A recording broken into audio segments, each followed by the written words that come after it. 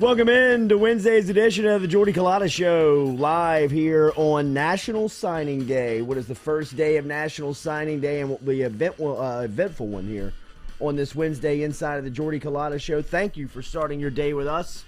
Make sure and hit that like button, share button, comment button. We appreciate you being here with us as we will talk. Finally, Sonny Shipp, our guy, is going to be in with us at 7:30 this morning. What was the deal? He just had a little something. He had phone issues. Oh no! Bro. Oh no! I mean, not he's this got time. some nightmare stories. Not at this juncture. Kind of like the last 2 days. We'll kind of dive into it with him, but I mean, it is the worst case scenario for a recruiter. oh my God, that's Christmas. That would give me anxiety, It's Christmas bro. morning for guys like him and Shay and Billy and all those guys and ladies who cover recruiting. I mean, it's Good on. Honestly, I probably would have just ignored your text. Like, hey, bro. I kind of got the vibe, but we're tight. We're cool. We got that old school relationship where we can kind of like needle each other back and forth. But I did even kind of like catch a vibe where it was like, not right now, dude. Yeah. You know what I mean? Like, don't start your bullshit with me, dude. I'm in a spot right now, bro. Yeah, right. But as always, he comes through on national site today. It worked out perfectly for us. Better day. I mean, really. So he'll be here at 7:30 this morning. We'll talk to him about everything, and there's a ton to get to here on this opening day of National Signing Day. LSU's obviously got the commitments that we'll pay attention to early on. They've got some uncommitted guys. There's got some guys that we're watching, that we're paying attention to. The one that I think everybody is going to be paying attention to the most is up in North Louisiana right now in Kendrick Law. I think that's the one that everybody is kind of targeted in on.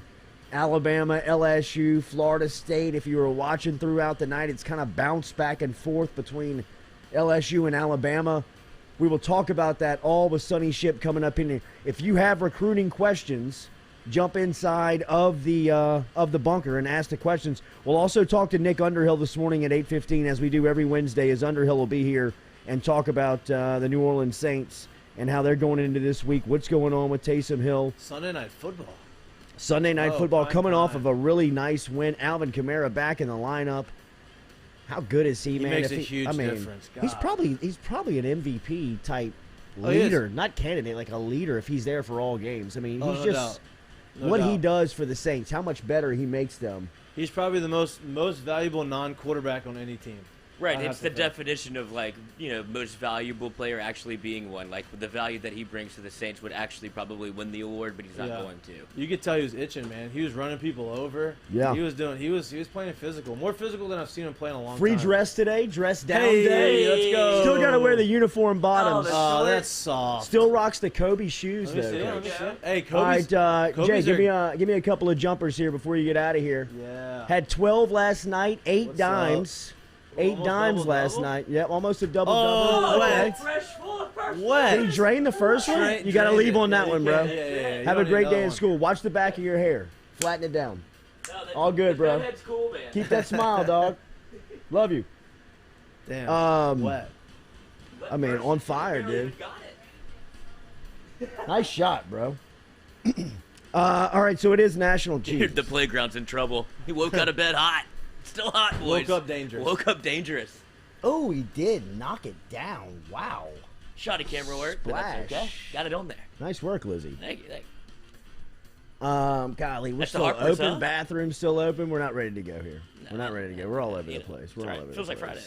It does feel like Friday. It's National Signing Day. You're right. All right, you two carry the conversation, and I'll set up the backdrop here and get us set up just for 20 seconds. Oh, you're being serious? Oh, you're being serious. All right, if you want to quit, I actually do have a quick conversation. How many fantasy football teams is too much for you? If I said a number that's 6. That's way too many? Is that how many you have? No, my buddy who came over last night has this many, and he is like deep in it, and I was talking to him. I was like, dude, this has to be too many fantasy football teams. He's like, oh, no, it's causing, like, strife in his life. No, it's that. I mean, I have 3.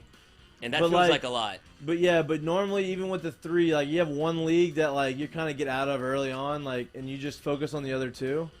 I would say the over I'm in the would playoffs be 3. in 2 leagues. Yeah, that's what you're looking for. But 6, I said, was just but you got to get it under control. Yeah, number 1 seed. I don't know if anybody wants to listen to stuff. No, but it's quick fill. That's all you got to do. Talk about the weather.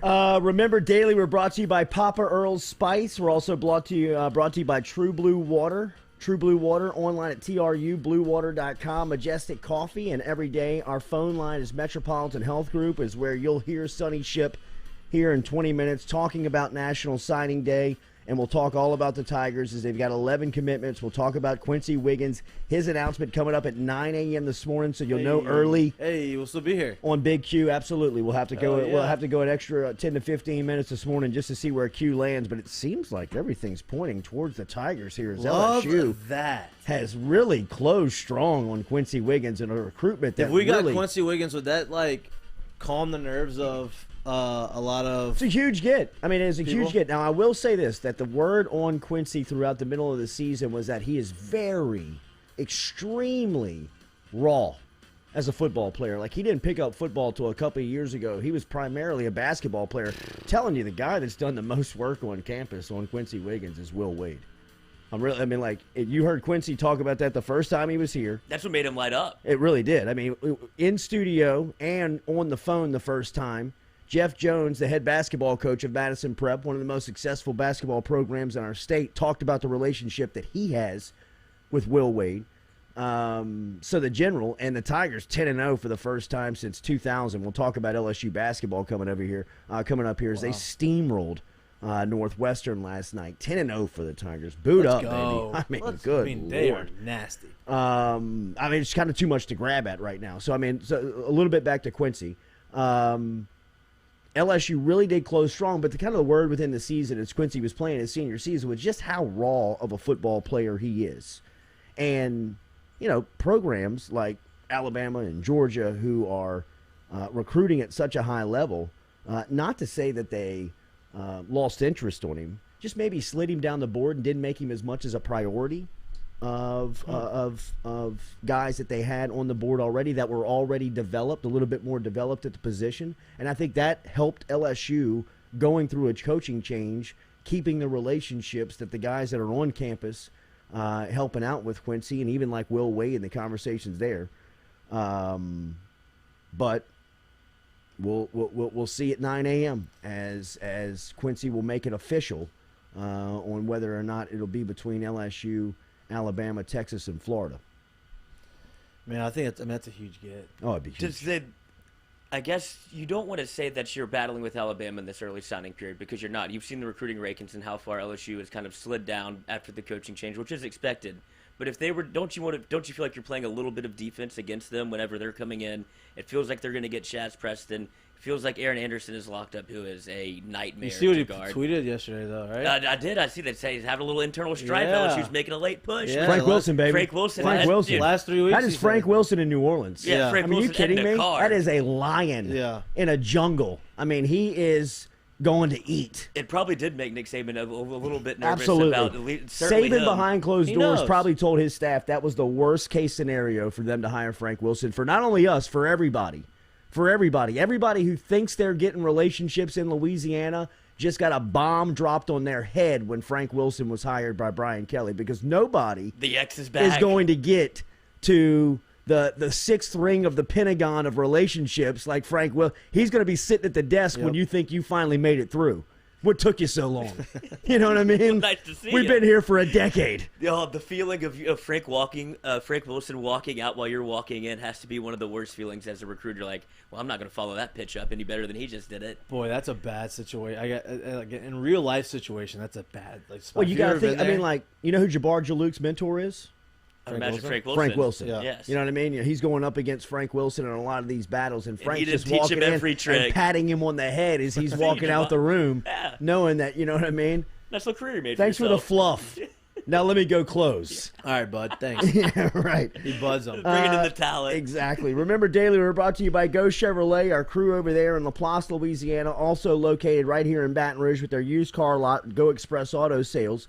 Find them over there on Florida Boulevard in Sherwood Forest, out in Laplace, Louisiana, right off of I-10. You can look it up everything at GoChevrolet.com, GEAUX, Chevrolet.com. Holiday specials here, closing out the month and the year.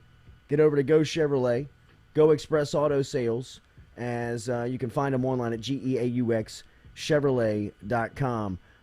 Scott Oldham asks, who do you think will be the biggest miss and hurt the worst this year? You know what, Scott, as you go down the list, and, you know, we talked about Shaz Preston, we've talked about Aaron Anderson. Those are two playmakers that you're going to look up in 2 years when Alabama comes into Tiger Stadium. LSU is LSU will host Alabama next year and then be on the road in Tuscaloosa 2 years. So when LSU goes back to Tuscaloosa in 2 years, Aaron Anderson and Shaz Preston are going to be the top two options for Alabama. That hurts. Both of those guys are out of South Louisiana, 2 years removed after LSU won a national championship. I mean, think about LSU's national championship run from Aaron Anderson and Shaz Preston's point of view. When they were sophomores in high school, Aaron Anderson's in New Orleans when LSU's pulling up into the Dome with the most prolific offense in college football history. Where did you think he was going that night?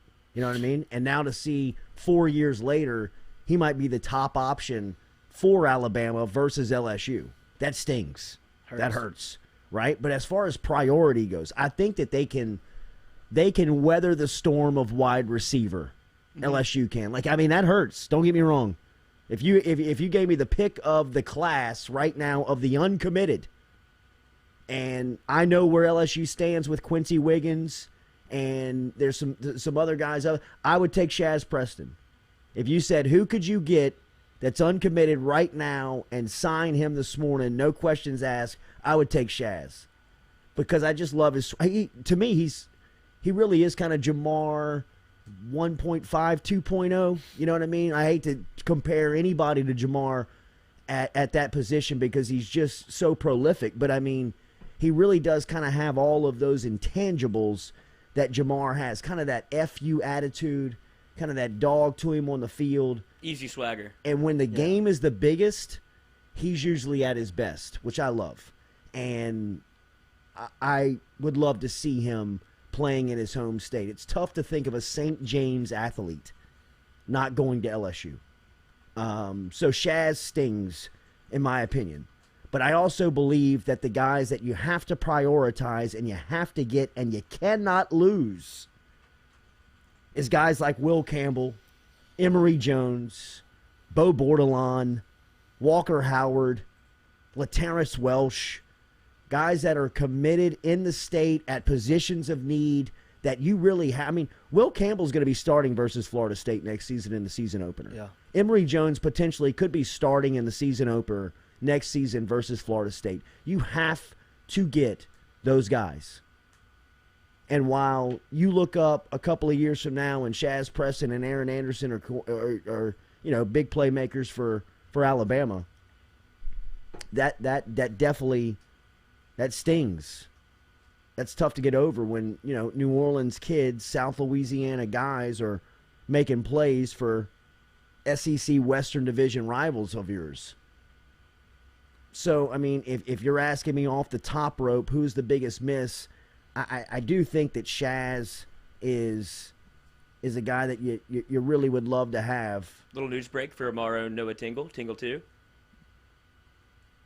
Jake Johnson committed to A&M. Yeah. Ooh. Possible for Max to follow. It does. I mean that Calzada switch. That has been a lot of that has been a lot of smoke. That has been a lot of smoke, for sure. Yeah. But really, you know, I mean, A&M's put together a class. they have. Well, they're NIL and the hell out of this. Yeah, thing, it man. has to be. You saw what Lane Kiffin said yesterday? Yeah. Good for him. Yeah, it's a free agency. But I like that he was just upfront with it. Like, this is what you created. This is what we're doing. This is the reality of the situation now. He wasn't complaining. He was just saying, this is what we're doing.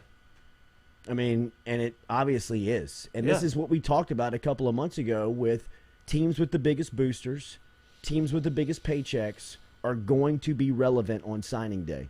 And Texas A&M is the greatest example of that. The first signing day after NIL, they are raking in. I believe they have 8 of the top 12 prospects committed, set to sign today, according to 247. According to their board, I think they have 8 of the top 12 prospects in the country. It's not the worst I've ever heard. I mean, It's not bad. But you know what I mean? I mean, when you say it like that, there's really only one thing you can point to. I mean, they were doing a fine job recruiting, and they always would be top 8, top 5, but they wouldn't put together a class like this without NIL. Like Aggieland does not have that much to sell. Well, I think Jimbo being there understands that too. You know what I mean? Like what he took over after someone, right? Right. Someone he'd have like the up and down, had the one good player to pop.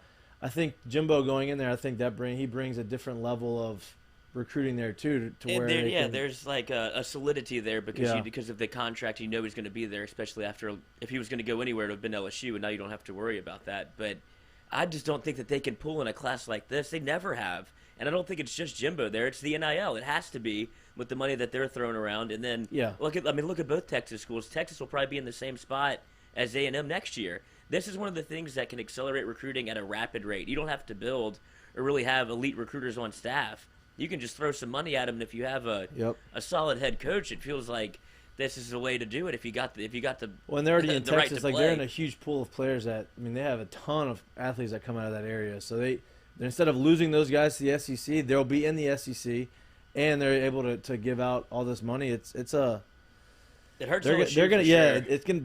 Texas is gonna benefit a lot from it. It ratchets up the pressure on Jimbo and Steve Sarkisian because these teams that they are now going to be coaching, Jimbo's coached. No excuses. Jimbo has coached for sure.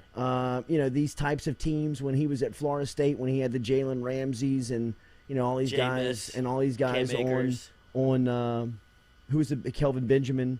I mean, he had some really good squads, but the squad he's put together right now feels very Alabama, LSU, mid 2000s, where it's just, Alabama current day, where it's just guy after guy after guy at every position. And Jimbo, you know what I mean? Go 8-4 with this team and see what happens. Yeah. You know what I mean? And Steve Sarkisian, run into an offensive conundrum in the middle of the year with these cats and see what happens to you. You know what I mean? Well, I know that the money's huge, and I know that the spotlight is bright. But when you start attracting this type of talent, you got them all in one locker room. There's no excuses anymore. Whew.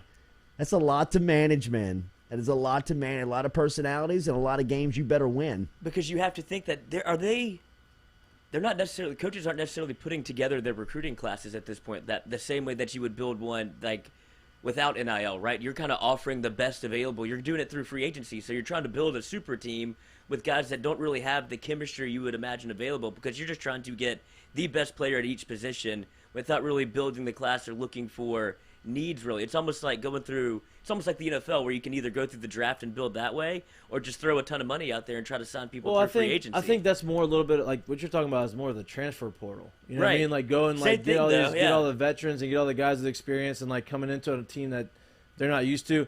The guys coming in, no matter how good you are or how bad you are, they're going to get a guy and they're all going to be in the same position, whether they were a 5-star or 2-star. They're going to not know what's going on. And they're going to have to like form that chemistry anyway as freshmen. So I don't think that's necessarily how you do it. But if you do that way, you're risking, hey, what happens if we do this and this guy at the end gets a ton of money from Bama and we lose out on 3 of these top guys that we really thought we were going to get, and we have to settle for the lower tier players, and then they're stuck in that same position. The craziest part about what college football is turning into is that it's now a year in, year out free for all on rosters. Like you're going to look up and nothing that's going. The only thing that's going to happen with the SEC Western Division quarterbacks is they're going to play musical chairs. You know what I mean? Jake Johnson's going to be starting for Texas A&M. Bo Nick's going to be starting for name the school in the SEC West. You know, I mean, Miles Brennan is going to be somewhere. I mean, you just LSU's gonna have 2 quarterbacks possibly in the portal playing against LSU. That's in the what, SEC West. But that's what Lane Kiffin's pointing out. I mean, every single year, it's just going to be a raid on roster, and the highest bidder is really going to win for team. I mean, the communication that's happening to guys that are on LSU's roster is come to school X and make this amount of money and play.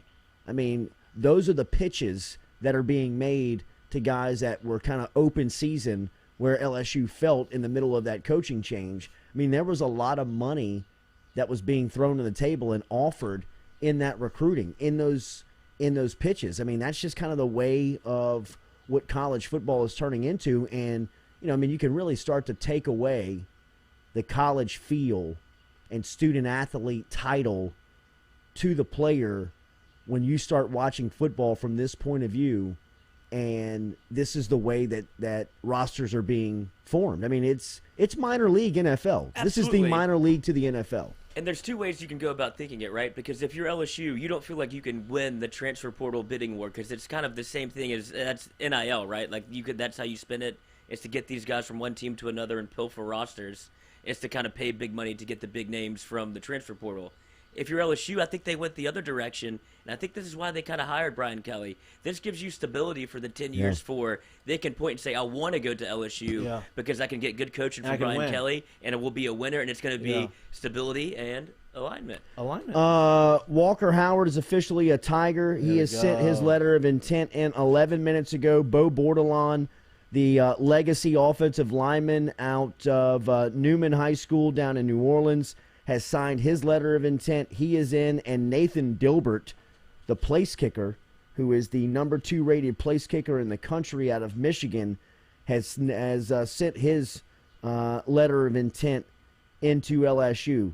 Dilbert can also punt as well. He is a guy that can kind of cross-train for you in the special teams department. So 3 signees, all 3 have been committed. So 3 commitments are in here for LSU early in the morning as the fax machine up and moving here.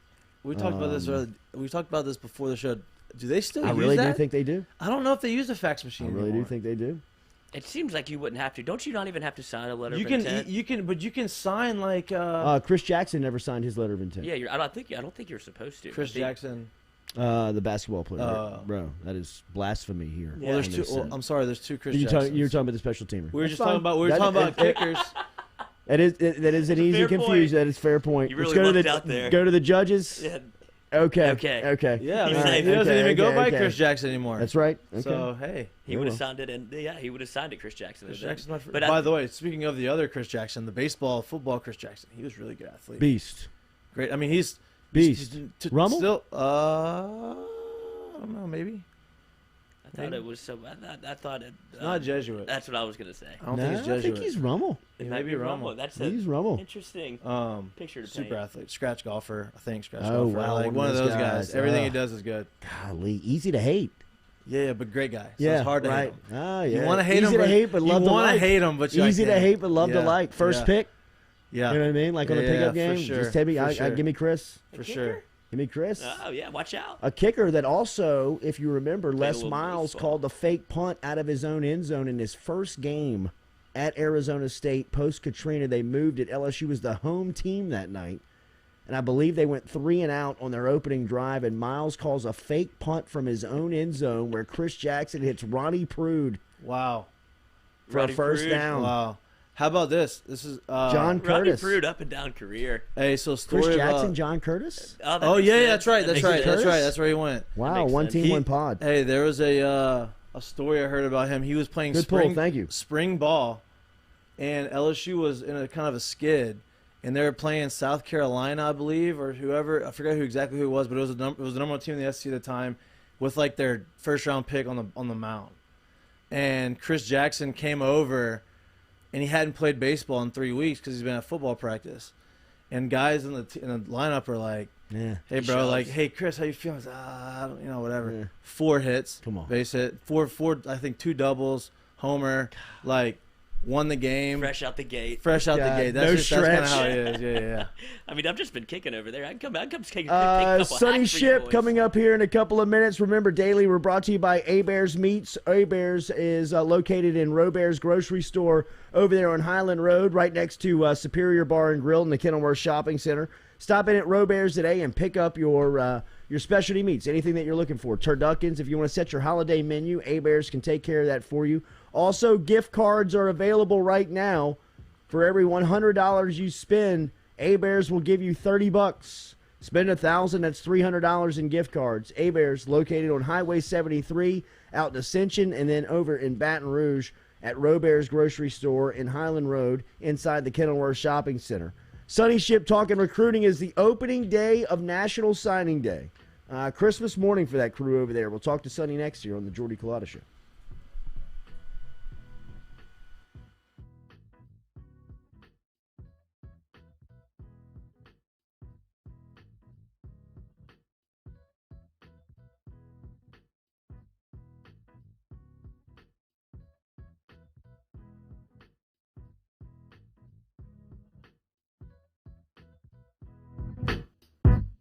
Go Chevrolet is proud to announce Go Express Auto Sales, the new used car lot located in the capital city of Baton Rouge, Louisiana, at 11522 Florida Boulevard. Go Express Auto Sales is online at goexpressautosales.com, or you can search them on Facebook and social media at Go Express Auto Sales, the newest addition to the family of Go Chevrolet. Remember, Go Chevrolet is located down in Laplace, Louisiana, but now welcoming aboard Go Express, the new used car lot located in Baton Rouge, Louisiana at 11522 Florida Boulevard. True Blue Water, true hydration at its finest. Right now, you're only a few minutes away from getting your 5-gallon water delivered to you, just like we are over here at the UDL. All you got to do is log on to truebluewater.com. That's TRU bluewater.com. The website's fantastic over at truebluewater.com. You can get your service and find out how quick it is. You can schedule a delivery, even hop on the billing system right there at truebluewater.com. TRU bluewater.com. Hebert's Specialty Meats, home to the finest boudin in South Louisiana. 2 spots right here in Baton Rouge and out in Prairieville. Stop in and see them in the Dutchtown Shopping Center on Highway 73, or right here in Baton Rouge on Jefferson Highway. Online, hebertsmarkets.com, and they're all over social media. You can find them on Facebook. You can find them on Instagram. Hebert's combines perfect seasoning with that authentic Cajun flavor. Find out for yourself. Baton Rouge on Jefferson Highway and in Prairieville on Highway 73. hebertsmarkets.com.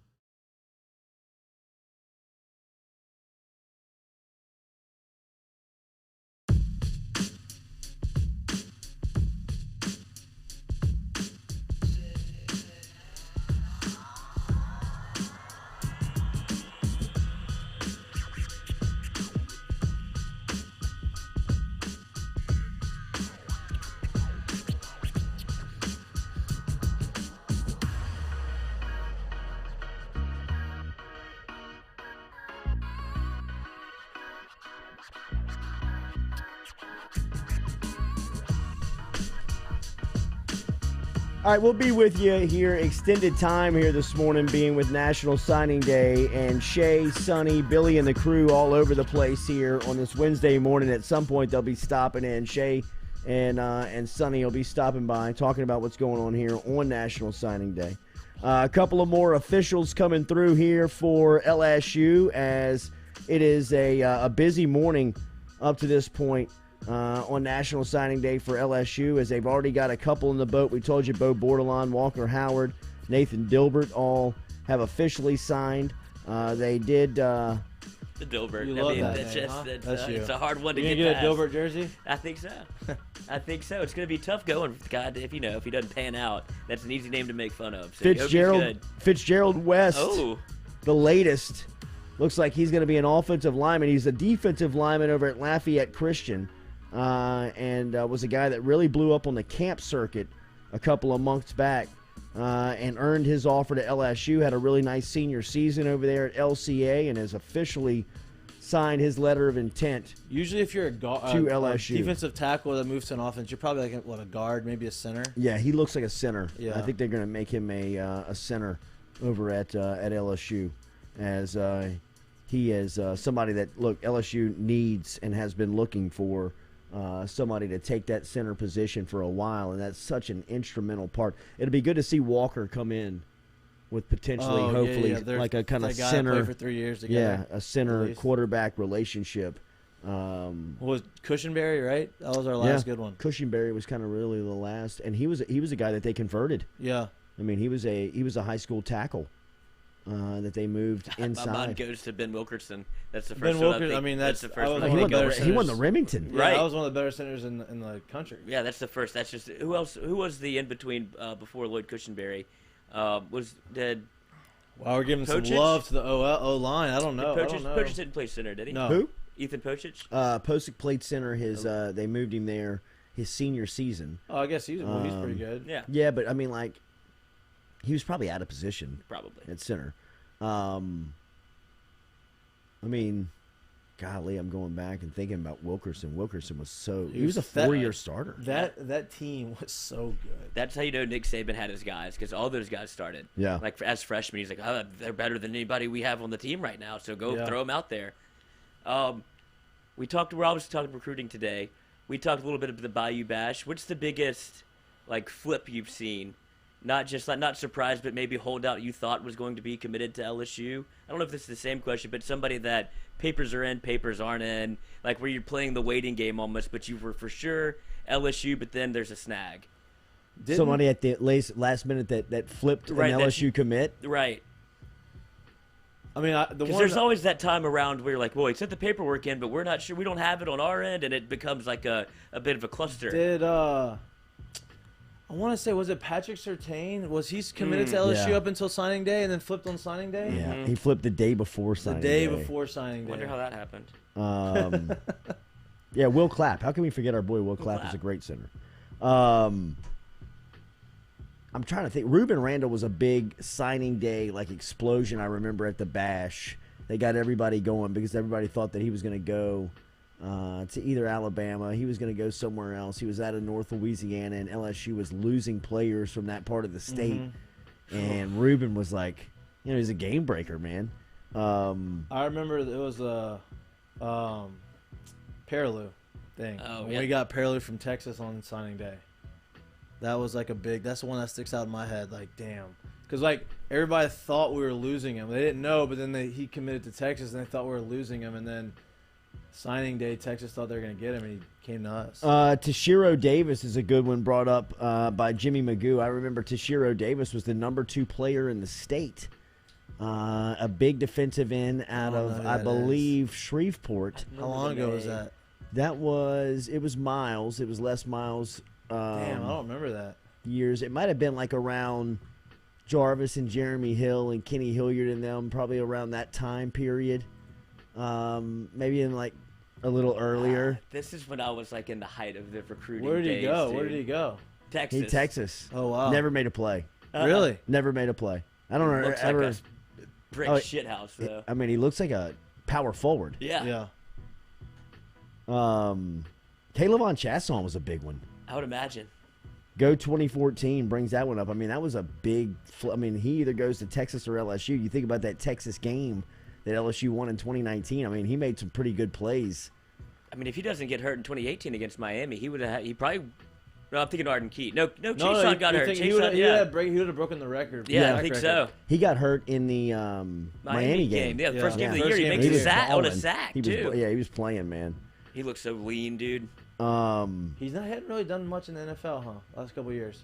He's starting to kind of catch on and make plays with San Francisco, I believe. I thought he was with the Jaguars. You're talking about Caleb? I'm sorry. Yeah. Talking about, I was talking about Key. You know what I mean? He was a first rounder, but hadn't really he hadn't really panned out. He's with Jacksonville too. That's a tough spot to win. be. Another official coming in, Landon Ibieta, has flipped from the University of Miami. As we saw last night, about 10 hours ago, he tweeted out that he had flipped from the University of Miami to LSU. This may not be one nationally that gets a lot of headlines, but I think that this is an enormous get for LSU. I really do. And I was kind of just watching Ibieta. A friend of mine covers high school football down there, just covers sports down there, and tipped me off and said, man, Mandeville has a wide receiver going into his senior season that LSU has to offer.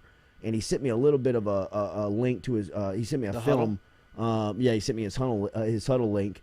And I didn't watch a lot of it, but he just kind of jumped off right when you saw him.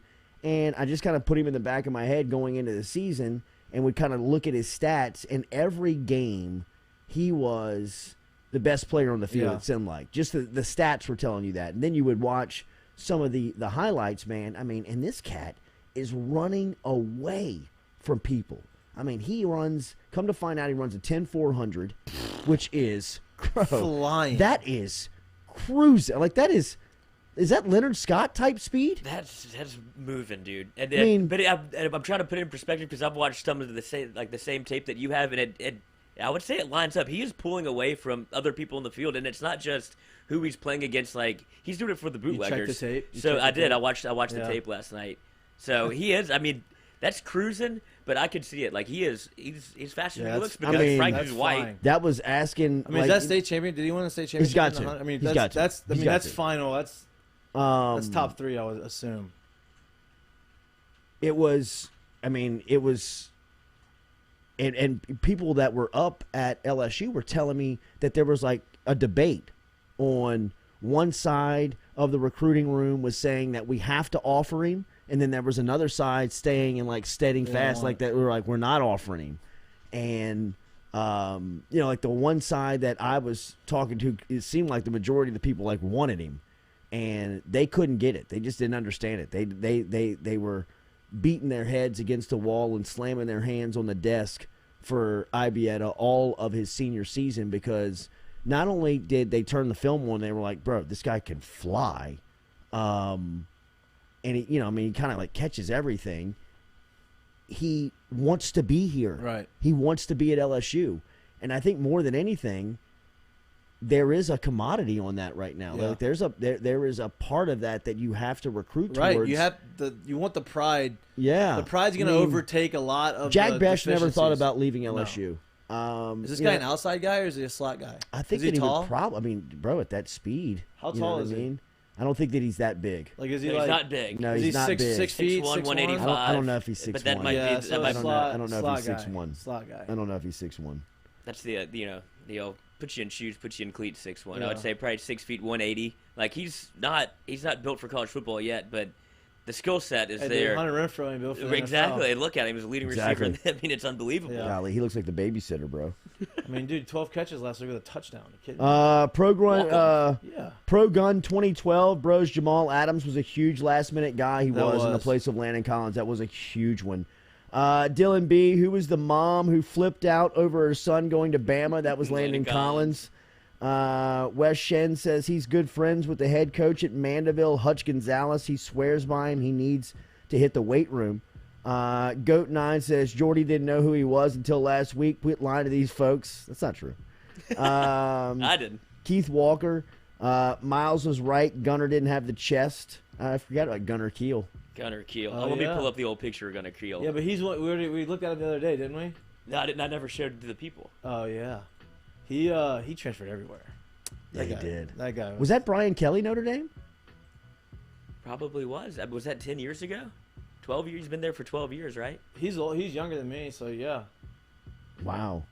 Ibieta's 5'11", 175. Slot guy. Yeah, slot guy. Yeah. Slot guy, punt return maybe. Faster. I mean, dude, can fly. Reed DeSalvo, Adams committed at the All-American game, not really last minute. It wasn't really kind of like signing day love, but what it was replacing Landon Collins, who everybody was freaking out about, with another 5-star in Jamal Adams. Is it Landon Collins or Hootie? It was Hootie. It was Hootie. That's exactly right. Did they get that? Did they get somebody to replace a Collins too? No. Bro, I don't No, know. I think that was kind of why it was such a gut punch, because you have, like you said, you have the mom up there with the LSU like gloves on, a boa on, and then she basically walks off the set with Landon Collins. So He's like, both her sons went different schools. Yeah. Well, Gerald Willis ended up Yeah. at University Florida. of Miami.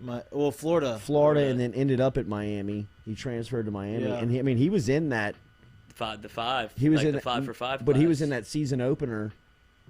Yes. Yeah, versus LSU. That's how kind of the in shit talk started. Cowboy Yeah. Stadium. That's when Joe Burrow kind of had his like I'm Yeah. the team leader moment. It's because of Gerald Willis. They're all talking smack.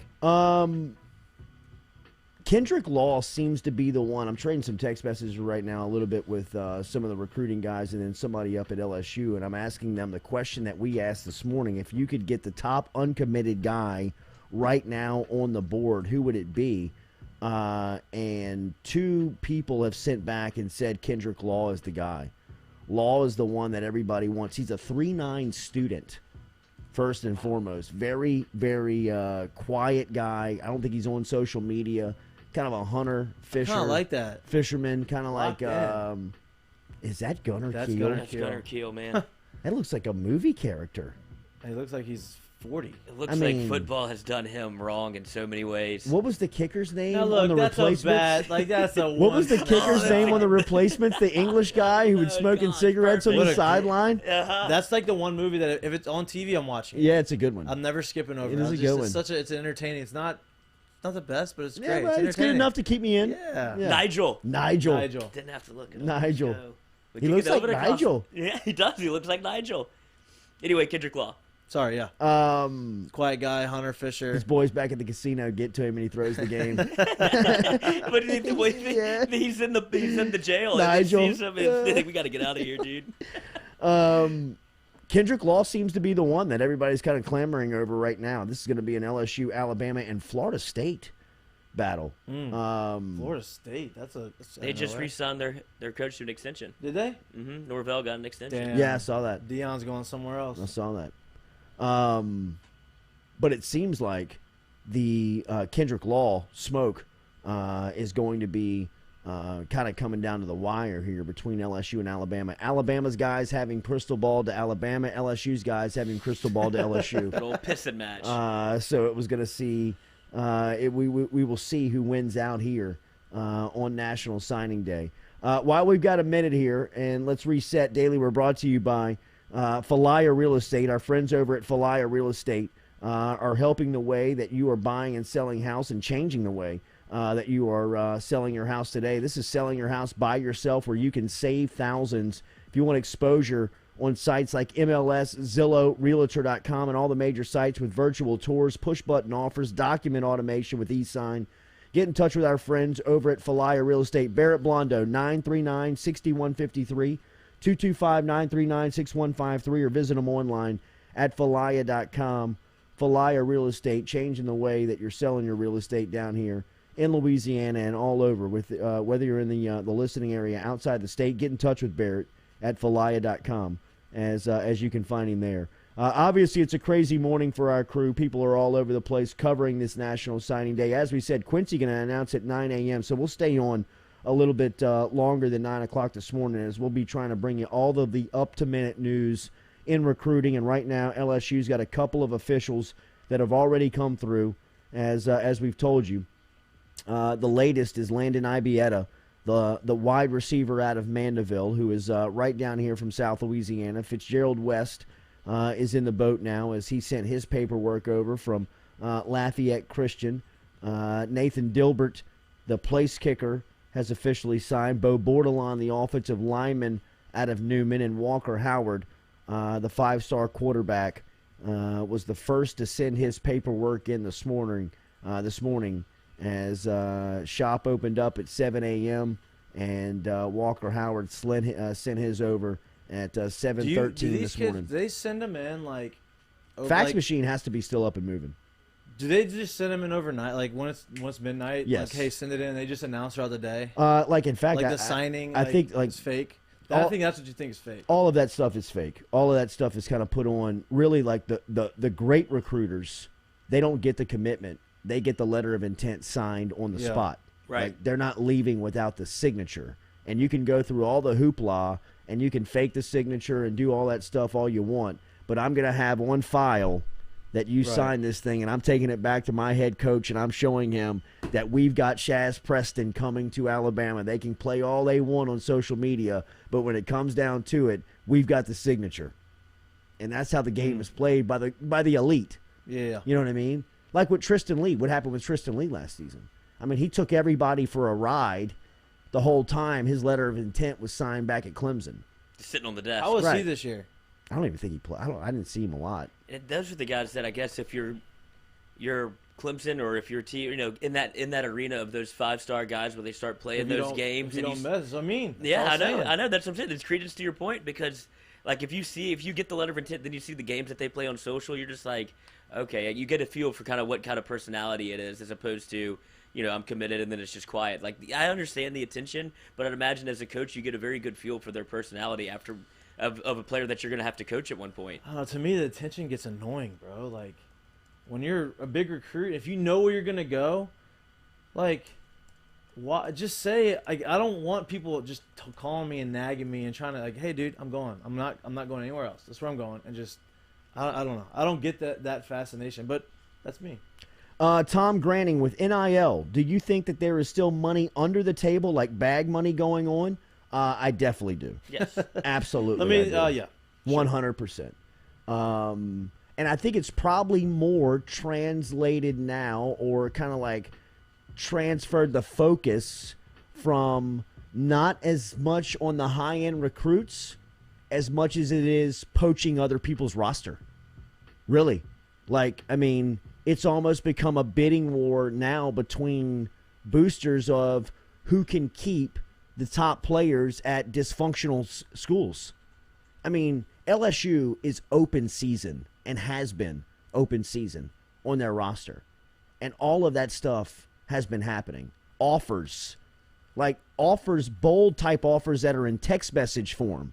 You know what I mean? Like things that you can follow the paperwork and the digital paperwork back to them and say, this is happening. And it's such a world right now where it's, the wild, wild west, that nobody's even really paying attention to any consequences that are out there.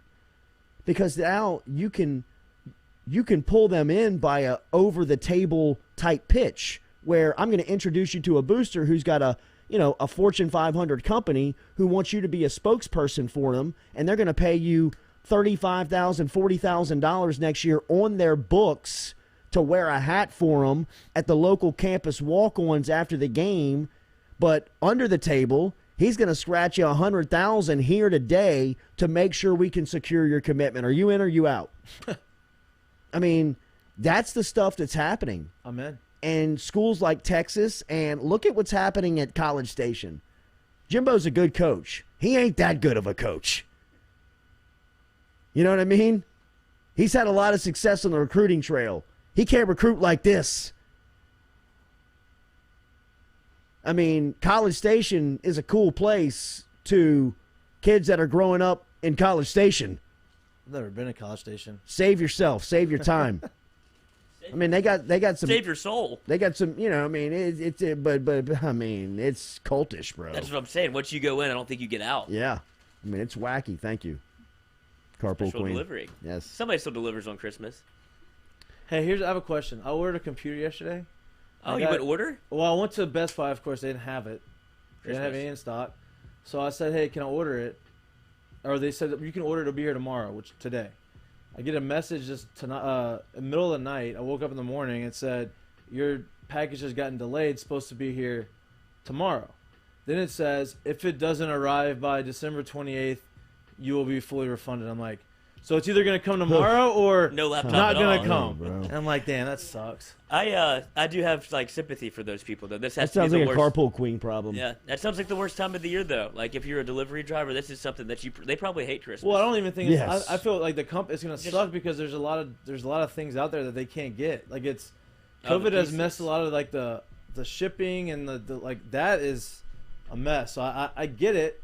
Still doesn't make it feel any better. It sucks. Mark Vaughn, College Station is awesome. A&M is awful. Fair.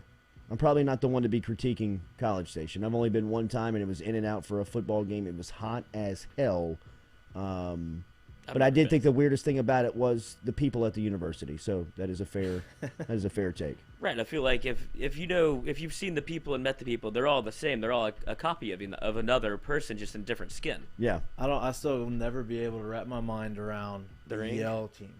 Or the Yale guy. Yeah. The Yale person. Whatever It's tough Yale to leader. just look around and digest what's going on. Do you know think what I mean? somebody's ever woken up and be like, what have I been doing for the past 3 No, Like, how did I they get dream here? for I this. got to imagine. You it's- think that I got to imagine that there is a Somebody section. got out. There is a section that is just like, bros, it is wacky No, don't. in College Station.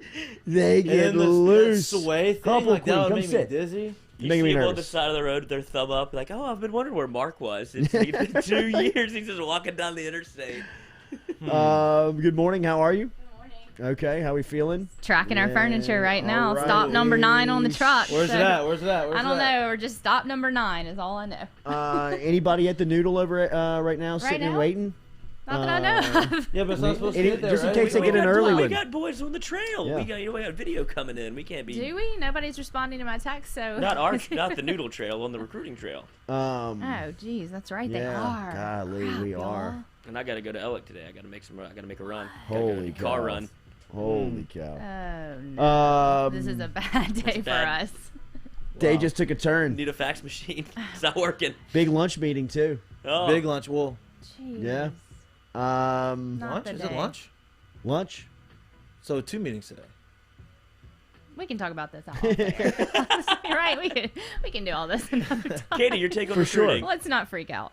All right, we have tracked down Sonny Shipp. Hey. He's still dealing with phone issues. Sonny's got an issue. Oh, So no. This is the worst case scenario. This is worst case Wait, we've scenario heard for phone Sonny issues Shipp. before. It was from Napier, remember? No.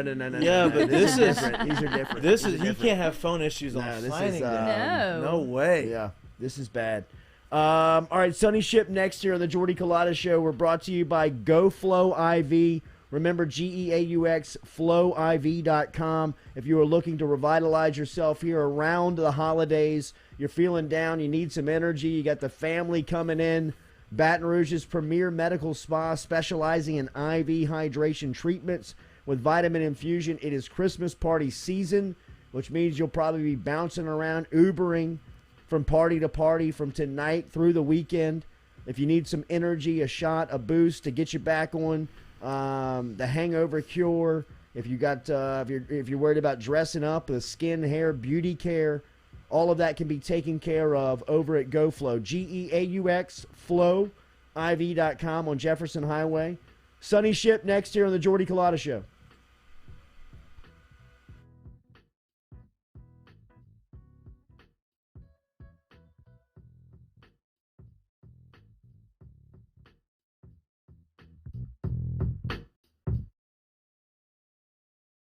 Papa Earls, the fine spice, originating right down here in South Louisiana by our guy Mark Pop Norman. Developed it back in 2018 and won Amazon's Newcomer of the Year in 2019. They pride themselves in having 30% less salt and sodium than the leading brands at the same price point. You can find them locally. Look for Papa Earls at Rouse's, Calandro's, Mathern's, High Neighbor, and more.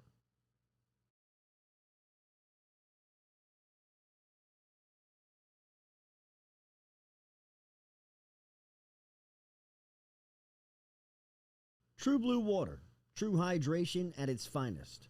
Right now, you're only a few minutes away from getting your 5-gallon water delivered to you, just like we are over here at the UDL. All you got to do is log on to truebluewater.com. That's TRU, bluewater.com. The website's fantastic over at truebluewater.com. You can get your service and find out how quick it is. You can schedule a delivery, even hop on the billing system right there at truebluewater.com. TRU, bluewater.com.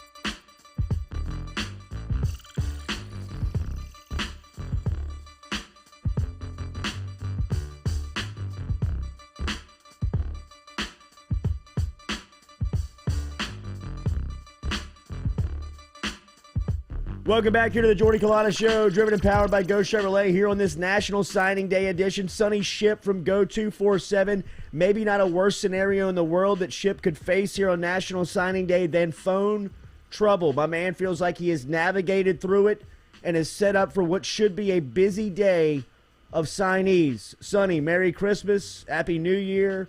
The phone systems and the phone people in this country are maybe the biggest racket in the world. Good morning. How are you? What's up, my brother? It's good to talk to you, bro. What is this time? You too, man. What do you think of the schedule like it is now? How is this early signing period? We've had a couple of years to digest this and now work through it. Does it make any sense? Is this something that is going to last, in your opinion? You know, I don't know if it's going to last, and the reason I say that is that the NCAA is already looking at it, trying to decide, their biggest thing that came out of their meetings, I want to say in October, was, does it benefit the kids? Because they weren't, they didn't do this to benefit the coaches and benefit coaching changes and things like that. I think the way that the coaching carousel threw everything into chaos this year, on top of the transfer portal coming out of the COVID year, because this is really the first year that we're going to see the true rendition of the transfer portal, in my opinion. Last year you had so many kids who were wondering, in 2020, okay, is this conference going to play football? Is this school going to play football? Who's going to be playing football in the spring? How's that going to affect my eligibility? But then you roll it over to this year, and everybody's coming out of COVID, and I think you're about to see I think you're going to see the transfer portal blow up even more. Yeah. And when that happens, I believe that that all of that is going to ultimately affect signing day in this early signing period. And I have a feeling that you're going to see some tweaks made to it. What they're going to do, I'm not absolutely sure, but I'm not going to be surprised at all if they go back to having just one signing period. Sonny, what has been the early return of Brian Kelly on the trail? What have you heard of Kelly now leading LSU? Man, a lot of favorable remarks over the weekend, and I think the biggest thing that I've gotten from talking to people, talking to parents, talking to coaches, talking to kids, is just his process and his plan, that it's so laid out, that it's so meticulous, it's in so much detail. He knows what he wants to do like one parent told me, he knew what he wanted to do the first day. He knows what he wants to do the first month. He knows what he wants to do 2 months, 3 months, 4 months. He's got a plan laid out. And evidently, when he presents that plan to the recruits and to their families, any uneasiness that comes with a coaching change, with not having your position coach and all of that stuff, in any of those concerns that most of the parents or most of the kids had going into their official visits or their in-home visits, seem to have been quelled by Kelly. So he's I think he's been a hit so far. I think the biggest key for him when it comes to recruiting, though, is that to assemble a staff of recruiters that he fully trusts, that goes out there, that does the legwork, because all the head coach should be doing, the head coach should be closing. Yeah. The head coach should be the guy who makes you feel good, who pats you on the butt and says, good game, and then tells you, when it's time to sign on the dotted line, he comes in and he gets it done. He shouldn't be out there having to do all the legwork. If he's out there doing the legwork on the recruiting trail, well, then there's a lot of stuff inside the program that aren't getting done, a.k.a. what we saw the last couple of years under Ed Orgeron. What did it mean to him to add Frank Wilson to this staff? And how enormous was that get? Like, did you ever think that was possible, Sonny?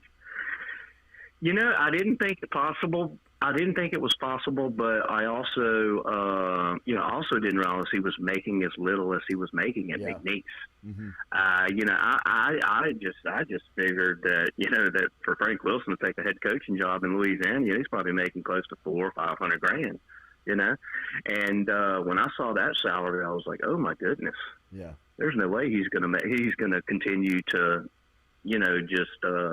live the Frank Wilson lifestyle off of making that. So when you put that into perspective, then you really start to say, okay, well, that should be someone that he should go after. But as far as, assigning someone in Louisiana to handle, the bulk of your recruiting, and to be able to I think Brian Kelly feels comfortable enough to where he puts that on Frank Wilson and he doesn't have to oversee that. Yeah. Whereas with, when Ed was here, Ed had Corey Raymond as his recruiting coordinator, but Ed was always on top of recruiting. Yeah. And I'm not saying that recruiting is not important, because it's a lifeblood of a program. We know that. But if your head coach is having to deal with the daily ins and outs that come with recruiting, there's a 365-day, 7-day-a-week job, then he's got too much on his plate. Mm-hmm. There's something else in the program that's not getting done that needs to be done. How do you expect this class to shape up for LSU with all the adversity that they've dealt with over the last couple of weeks? Let me ask it to you this way, because that's probably too open. I asked a staffer over the last couple of days if you could have an uncommitted guy that was on your board, who would it be? And they say Law out of Shreveport. Is there anybody that you think they can make a splash on here late in the process? With all that they've dealt with. Yeah, I think that's a fair statement, and I would give that statement too. Especially with Kendrick Law not signing until Friday, that kind of gives them a couple of more days of you get the hay in the barn today. Most of the guys from the early signing period are going to sign today. Thursday should be a lull. Friday, you'll have a little bit of action with Kendrick Law. But LSU's had that in the past. Terrace Marshall did the same thing. I remember Terrace Marshall went through the early signing period, and he signed. He didn't sign early. He took it to that Friday, too. But I think when you judge this class, I mentioned this in a little final rap that I wrote yesterday. I said, if you were an LSU fan 5 years ago and you were going to have the finish that you have today, it'd be time to panic, because you're not going to fill all of these potential spots. Let's say LSU leaves today with, let's just say 13 commitments. Let's say by the end of the early signing period, they leave with 14. Assuming that they have the attrition that they need to have, which is a few more spots. If they have that, then that's going to allow them to get to 25. And that 25 can be high school kids, junior college kids, and transfers. Now, with the NCAA, having that 1 year window to where schools can go out and they'll basically be able to sign an additional 7 transfers, provided that they have the room under the 85 and the cap limit and everything works out.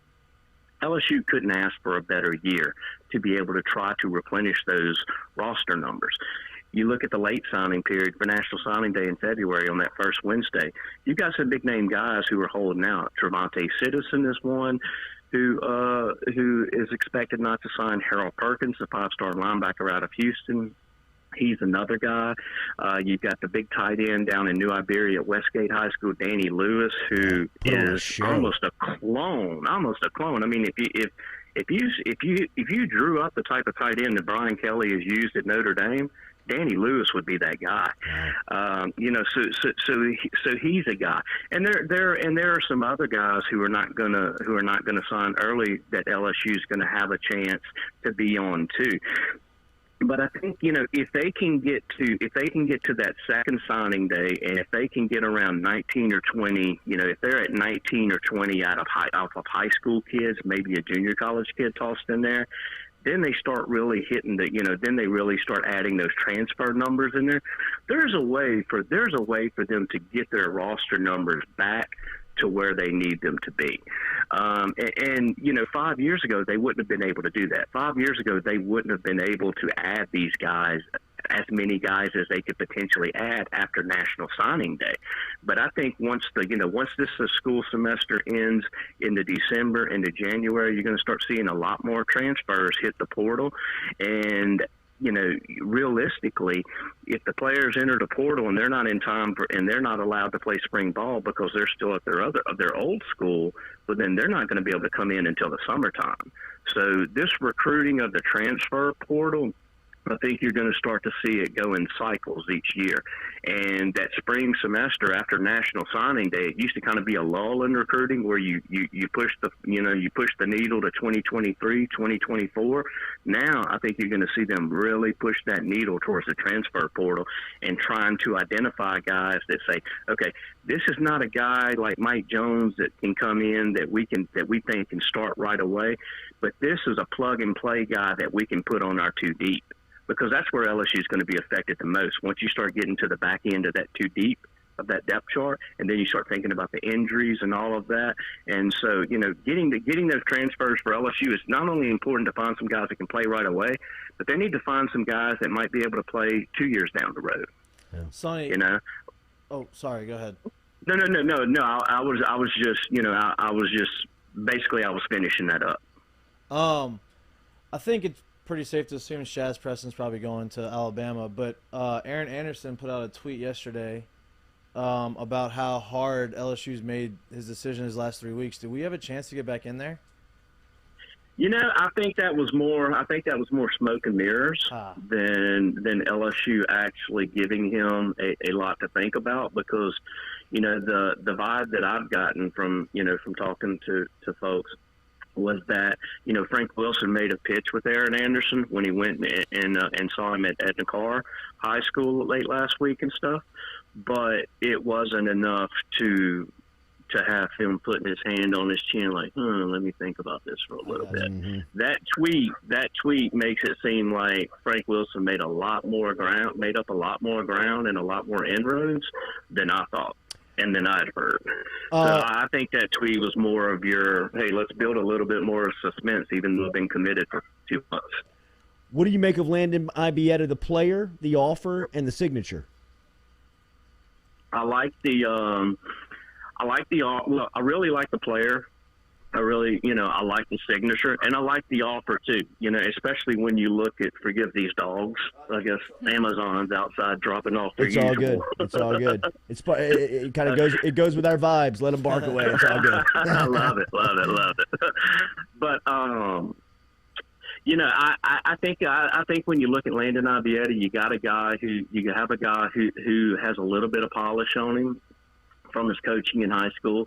His coach at Mandeville, Hutch Gonzalez, he played the position and stuff. And so I think he's going to come in like a little bit ahead of the curve. Mm-hmm. I think his athleticism, I think his speed and his quickness is a little bit underrated. So I think he's going to be a nice pickup. Now I'm not sitting here telling you that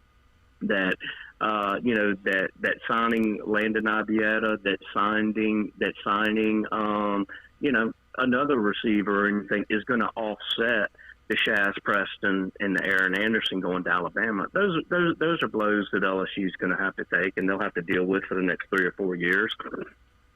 But as far as a player and what you're going to get from Landon Ibieta, I think he's going to come in and I think he's going to fit in nicely with Brian Kelly in the offense. And I think he's going to be like Jack Besh. He's going to have an accelerated path to the field because he has such a high football IQ, and the guy just works nonstop. I mean, never takes a day off. I remember seeing Landon Ibieta when he was a kid. I think he was going into his freshman year, and he looked like he was about 135 pounds. Mm-hmm. I mean, you look at this kid, and you're like, okay, yeah. Right. Keep wishing, buddy. Keep wishing. Right. Is the 10? All of a sudden he blows up, man, and you're like, damn, where'd you get that facial hair, dude? Is the 10-4 legit? The 10-4 is the 10-400 legit?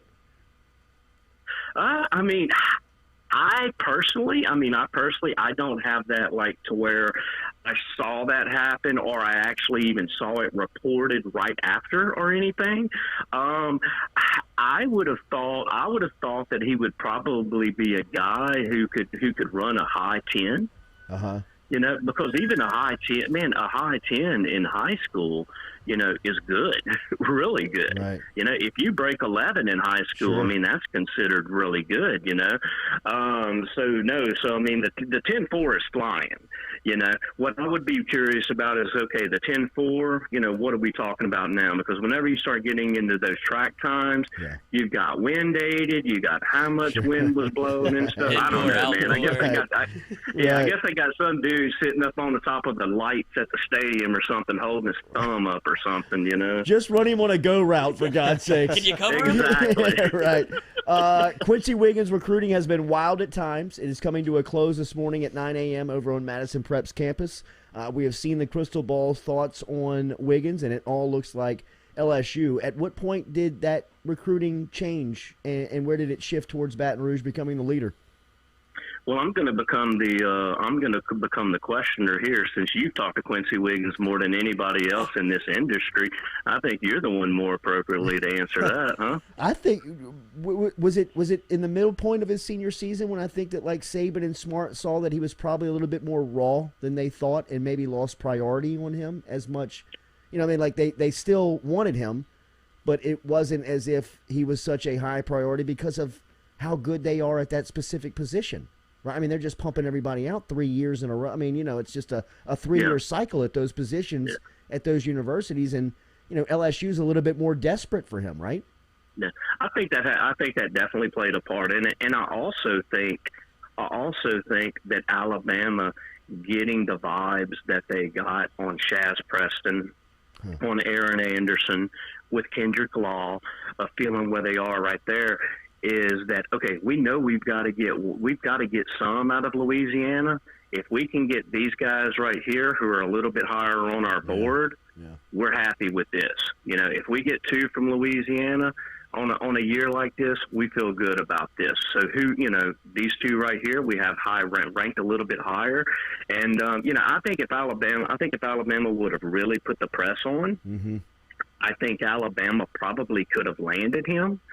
And you could correct me on that if I'm wrong. No, I believe you. I agree with you. Isn't that crazy though? Why would you not put the press on one of the top defensive ends in the country? Because they just went and robbed all their wide receivers. Yeah, that's crazy. Yeah, and when you look at and when you look at Quincy Wiggins, you look at his body and you say, man, that kid could very easily be 6'6", 295 and be a prototypical 3-4 defensive end. But how many can you take? And we always joke, there's a running joke about, well, Alabama can always take players. But, I mean, eventually you get to where you kind of tap out. Yeah. And, and that's another reason that when I look at Kendrick Law, I wonder if Kendrick Law at the end of the day, if he sits back and he looks at looks at each person, at each team's commitment list and see who signed. Well, he looks at LSU, he won't see a running back. He'll see one wide receiver on their signee list. You look at Alabama, you'll have multiple running backs. You'll have, you could potentially have as many as 4 wide receivers, counting 2 guys who are committed to them as athletes. So how much of a factor is that going to play, tomorrow, Friday morning, when he starts looking at those lists a little bit more closely? I think that's something that LSU is probably holding out hope on. Along with how they've talked about using him. They've talked about using him at running back. They've talked about using him at wide receiver, just getting him the ball.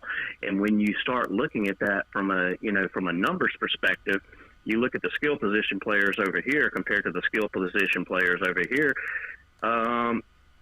He could that could certainly play a factor into maybe tipping the scales a little more towards LSU than they currently are.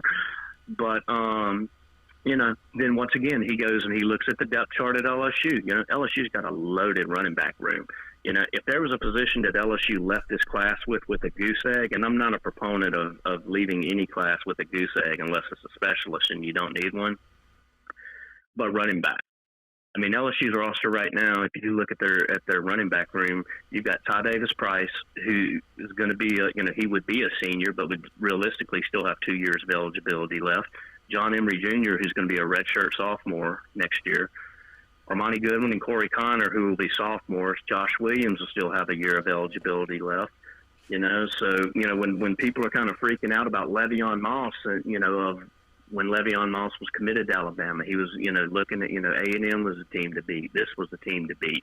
It didn't really matter because they had Trevante Citizen on board. And, I think when you look at, when you look at LSU's path to getting Law on the field, from the signee perspective, it looks really good from a numbers breakdown. But when you look at LSU's running back room, when you look at LSU's wide receivers room, and even with Coy Moore and Deion Smith in the portal, LSU's got a ton of receivers. And granted, I'm already kind of slotting Jack Besh to that receiver position because I just don't think he'll ever grow into the type of tight end that Brian Kelly has used. But LSU has depth, but they don't have him in this signing class. You see Jack Besh's picture with Frank Wilson? Guy looks pretty beefy right now. Yeah, but you know what's crazy is that I was talking to Jamie Howard, and he was telling me that, and this was over the summer, and he was telling me, Besh is going to report it close to 215. Now, granted, you can never trust LSU's roster numbers. I mean, that's one of the biggest jokes out there is, how much LSU players shrink and grow for the combine. But, they had him listed at 207. I'd say he probably looks somewhere in that 210 to 215 range. And I mean that's probably what I would say. But if you look at the tight ends that Brian Kelly has had up at Notre Dame, they're 240, 245 pound guys who can line up on an end line. They can line up in the backfield as a fullback, and they can also flex out wide. But when I look at Jack Bech, this year drove me absolutely bananas because it was, Jack Bech should have never been off the field. If you've got a third down, if you've got a second down, and you're throwing the ball, Jack Bech needs to be on the field. And you can only get him on the field so many ways at wide receiver, or at least Jake Peets at tight end, or at least Jake Peets could. So I think that once they can get a tight end or two, and I think they're going to have to hit the portal to find that guy. Once they can find that guy and they find someone they're comfortable with, then you still have to find a spot for Jack Bech, because Jack Bech at 220, even 225 pounds, he's going to be limited in what Brian Kelly's offense is going to utilize him as a tight end. Whereas you put him as a wide receiver, you put him at receiver, he has enough. I think he has enough get off the line and enough ability to be able to do what he did at tight end to be able to do at receiver. It feels like with Alabama and Nick Saban, they always found a way to find a recruit or two in Louisiana, even when it's stable. With the way that the firing went down of Coach O, do you think that really opened up the floodgates for them to be able to get in early and be able to kind of, get their pick of the litter of who they wanted from Louisiana because of the way that the entire firing was the entire firing was handled with on staff but not really recruiting. You don't know who the head coach who would be. It feels like that's like open season for Nick Saban, and he always circles Louisiana, so he had kind of anybody he wanted at that point, correct? Yeah, and I think Saban probably like you could even look at it and say Scott Woodward probably did the same thing. Look at 2020. Look at 2021, had a good enough feel, talked to a good enough people to where, they said, okay, there's a very good chance that this thing's going to implode this year. Mm-hmm. If it does implode this year, let's go and let's take advantage of it. And I think I think that's another reason why you saw Alabama not put, they always put a focus on Louisiana, but kind of look at it and say, okay, this is our year to take advantage of LSU's mistakes. And you saw it with guys like they went after Will Campbell early. They even went after Walker Howard early. You see Kendrick Law, Shaz Preston, Aaron Anderson, Walter Bobb, the kid out of Acadiana, and they had a couple of other players. So I think Alabama probably looked at it and said, okay, you know what? Ed's done a good job of keeping us out and getting the players that he wanted this year. If things go bad, let's capitalize on it. And I think they were just primed and put in a good position that once things did, the turmoil really kicked in, then they just kind of feasted on it.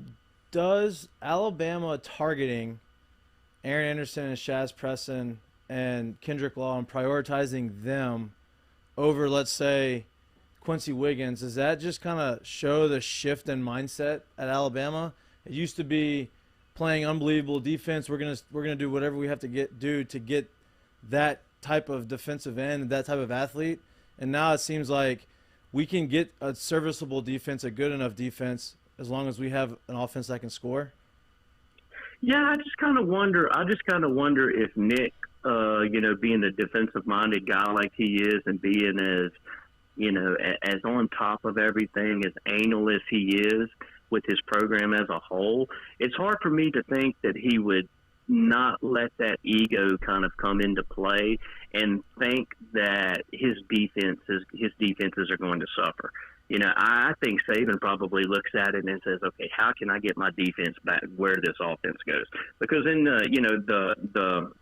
I guess the mantra right now in college football is that offense, offense, offense.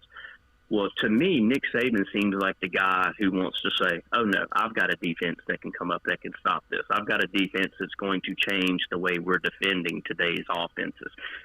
That's how I see Nick Saban, So I don't think he would look at it. I think he looks at it and knows the way the game currently is. But when you look at that guy, the way that he recruits, you look at their roster management. I mean, when do you see Alabama in a situation like you see LSU to where they're having to play third team players who are walk-ons. Yeah.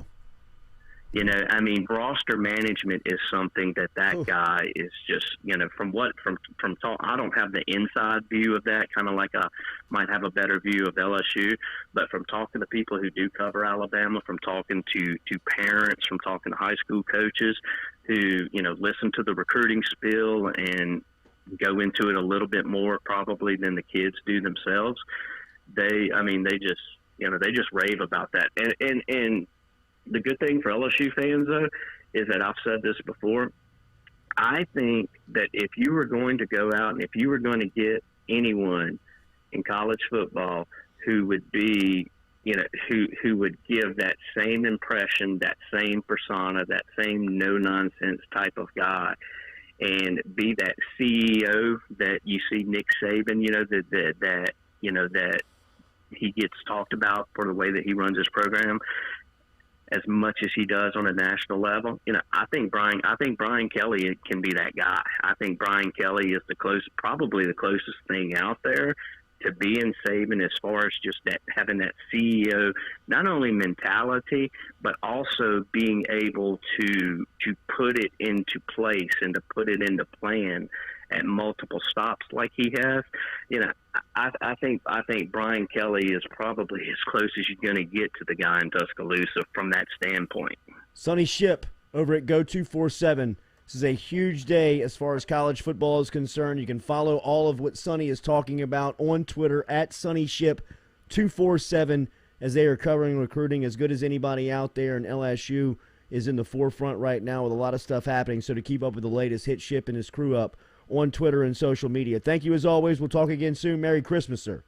Yes, sir, my brother. Have a good one. All right, man. There is Sonny Shipp checking in this morning daily. That we're brought to you by Relief Med. Remember, over at Relief Med, it is getting closer to flower season, which means that they will open up the flower shop right after the first of the year. And if you need to get your recommendation for medical marijuana here in the state of Louisiana, you can do that from our friends over at Relief Med, RELEAF, med.com. All you got to do is click that Get Relief Now button once you log on to reliefmed.com. If you qualify for one of the conditions, which range from anything from chronic pain to depression to insomnia to seizures to sleep apnea to all types of qualifying conditions. So you qualify. Everyone You're qualifies. Everybody qualifies. Do you breathe? I mean, yeah. Johnny, tell me something. I think Can you everyone blink? can pick something off that list. Blink right? twice for me.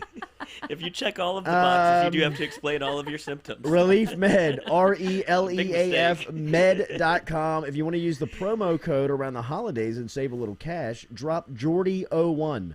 JORDY01. Use the promo code over there at Get Relief Now as you can get your medical marijuana recommendation today. A very easy process for you to follow once you click on that Get Relief Now button. We will reset, get us set up for more recruiting discussion. We'll hang out a little past 9 o'clock as Quincy Wiggins is set to make his announcement. Billy Embody is going to stop by before we get out of here and talk about what's going on, what he expects today in the world of recruiting. LSU basketball last night runs through Northwestern State 89-49 on an historic night for point guard Xavier Pinson as he chalked up his 1,000th career point in his career.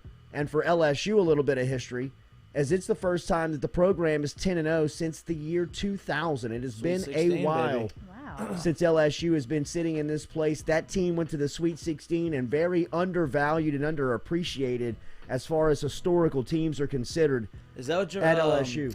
Almost said Jermaine. Ronald, is it Ronald? Ronald Dupree? Dupree. Jermaine Dupree. Yeah, Ronald Dupree was on that team. Taurus Bright was a rookie on that team. Yeah. Stromile Swift was on that team. Jabari Smith, his son, is now at Auburn. Yeah, I thought we were gonna get him.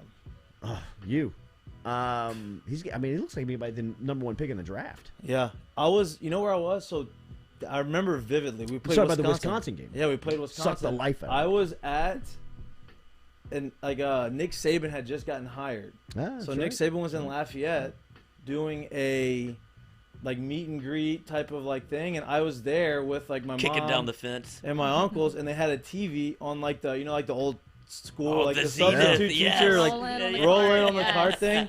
So they had the TV and they put it there, and we were watching we're watching the game like during the meet and greet, and I remember watching and standing, and like watching the game and seeing us just get defensively handled against Wisconsin. That was a Low point. really good game plan for a really athletic team. That team left Salt Lake City, where they had an opening round win. That was where Stromile Swift became the number 2 pick in the draft, was in the tournament. Dude. He had a great season. If you remember, he was ineligible his first year through Christmas, and it took him a little while to kind of get going. And then his sophomore, second year, he was explosive. He was the highest leaper in the league in the the best game. shot blocker in the game. He was the best shot blocker in the game. Auburn had a player by the name of Chris Porter Jr. Yeah. who could kind of jump like Stromile. They were very athletic, and but that team and that run and Brady, that's really kind of where Brady solidified himself as LSU's head coach for kind of like they kind of committed to him after that, because it was really his coaching combined with that talent that was a perfect mix. I mean, it was a really good, fun team. I mean, who could ever forget that Arizona matchup right before Christmas when Jabari was coming down and faked the behind the back and yacked it, and the whole place went. I mean, like, they blew the top off of the PMAC in that moment. That's when Dick Vitale put the Santa Claus hat on Brady in the middle of the court. Everybody rushed the floor. Oh my gosh. Stromile Swift was the best player that I have ever seen play. I guess not best, most athletic. Yes, the most impressively athletic player I've ever seen in high school. I was young, and I used to ball boy the top 28. Oh yes. And so what an event. Awesome. What a great event. Awesome. What a great event. And so I would sit there, and I'd be like front row, and this is like, I was like little Jay's age, you know, like I was like, I was 11. A fan, bro. And and like I was in the middle of basketball, like I was so impressionable, and like you would watch him and you would see him throw balls into like the fifth and sixth row, and then you watch him at LSU, and he started doing like the bird. And the bird, and so that's what we would do. If we blocked a shot in the game, we'd do the bird. It was awesome. That's like the You Can't See Me with the 2007 football team. Yeah. Like, you know, that became a huge thing, and Demetrius Bird. Yeah. Speaking of basketball, how about Steph Curry becoming the I was actually gonna say three-point that. leader? That's Did you amazing, see what he gifted? Right? At 33 years old. I mean, and he got a lot of game left. The God, game is guys. way got a lot of different. game left. I think he's got Guys. 5 years left. Did you Oh, hear? maybe more than that. Did you see his interview with SVP? He was like non-committal toward his I'm not saying he's retiring, but he would like doesn't know how much longer he thinks he can play because of, if you do think about it, what he has to do to work to get open. He has to run off so many screens to get open and find his shot. So I guess he probably feels like he's got a lot of miles on the body. I mean, 511 fewer games That's what I did mean. it take Ray Allen Now to it's get there. it's a different era. It's a like different I era. think if Ray And Lewis, really, God, I missed up on names. Ray Allen was in this this time, I think he would be For like sure. Steph. But can't we credit Steph for probably starting this No doubt. period? No Yeah. doubt. I mean, no doubt. not only is he the career leader in three-point shots, he's also he is responsible for changing the style of basketball. 100%. Well, I think you could look at like certain figures. Shaquille O'Neal changed the way that basketball was officiated. They changed the rules. They changed the rules. They changed the goals. They had to tighten up. They had to like put titanium in the goals because he was like. I think they used to in 1998 through like 2004. They used to slap a sticker on the NBA goals that said Shaq proof.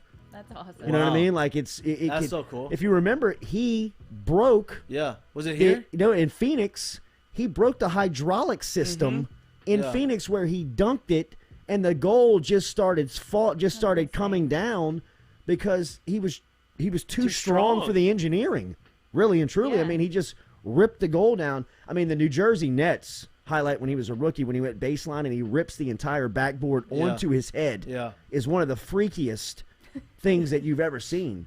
Ray Allen's record stood for 10 years. Do y'all think Curry's will stand longer? I or think Curry's shorter. Where is Klay Thompson on that It depends list? on. I mean, it depends on how much longer. He's Steph not in the top plays. 10. Trey Young will probably catch him just because of the What's the saying? the Trey era. Young Longevity. Is, Yeah. That's who Trey maybe Young even grew up Luka. watching. Right. Luka.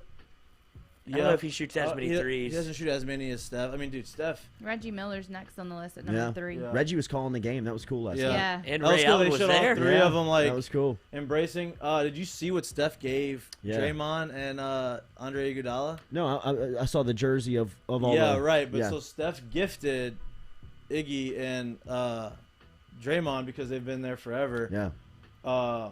Engraved like custom Rolexes. Nice. Oh, wow. Of course he did. Yeah, that's sick. Of course That's he did. sick. We'll be there one day. Good time to Jordy be. will be giving us. Do you wear engraved that, or do you just Rolexes. put it up? No on the, way. You just put it Put on it- the No, I bet you I wear think- it. I think I you bet wear wear it. it. Oh, I Yeah. think you put A that in a Rolex, you trophy wear that. case. I don't know. That's what I'm asking.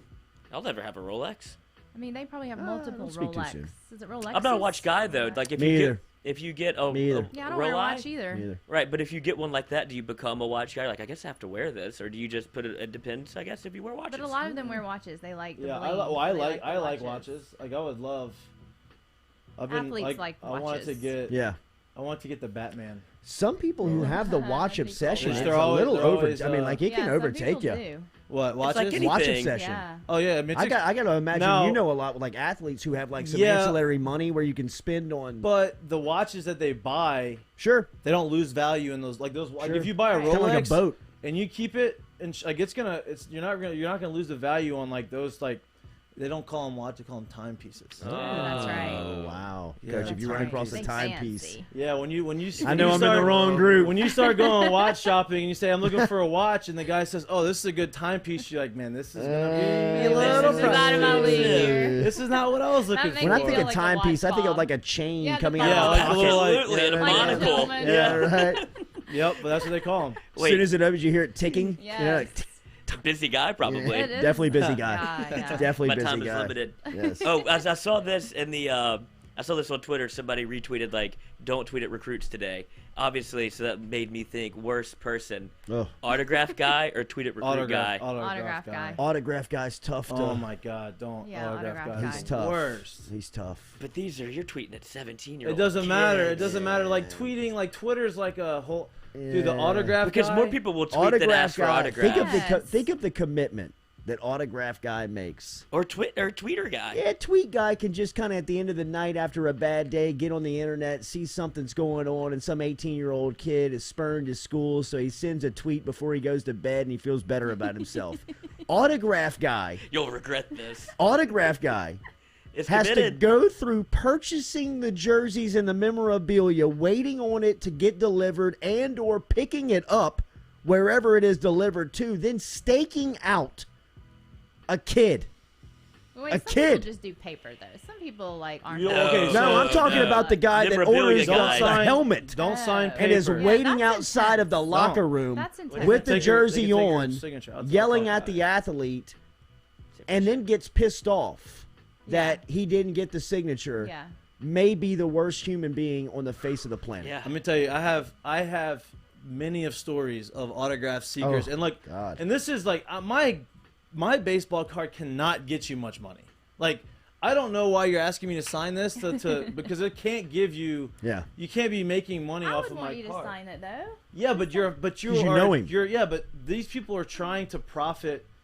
They come up to you with a binder and they get to your Oh. page Oh. and it has the whole page full and it's like 5 of the same card and you have another 5 of a different card and you're like, Oh, they're like, God. hey, Makes can you me feel sign bad these? for I'm like, them. I'll sign one. Which one do you want?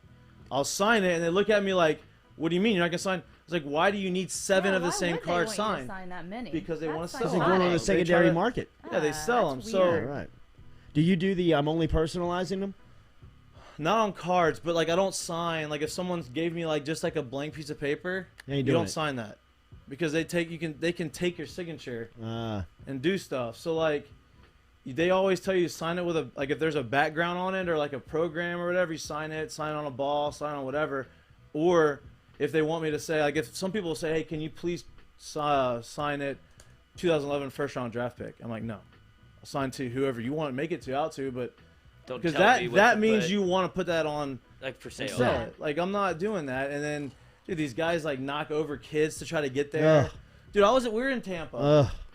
We were Ugh. in Tampa, and Tampa, the Rays like turf, and I think they've fixed it since, but the turf sucks, and it's hard on your legs. So they would like the pitchers when they would run, they would go outside and run on this like flat, straight piece of What grass. are they doing in Tampa with that It stadium? sucks. But so we would do that, and so some of these fans, like autograph seekers, saw it, And so what they'll do is they'll pimp out their kids. They'll give the autographs and stuff to their those kids are to go and gross. sign it. What a Like, move. You know what you're developing too. yeah, right. Autographed kid. I mean, Right. like the kid at 15 But is going to listen how become it some like happens. mouth breather that is going to get his ass Oh, kicked no in doubt. the locker room because he's like trying to steal memorabilia out of the out of some guy's locker. But listen. So we're running, and this I'm hurt. Sounds like a personal story. Yeah, But I mean, shit. You got something a little harder. But I mean, that's what they're doing to these kids.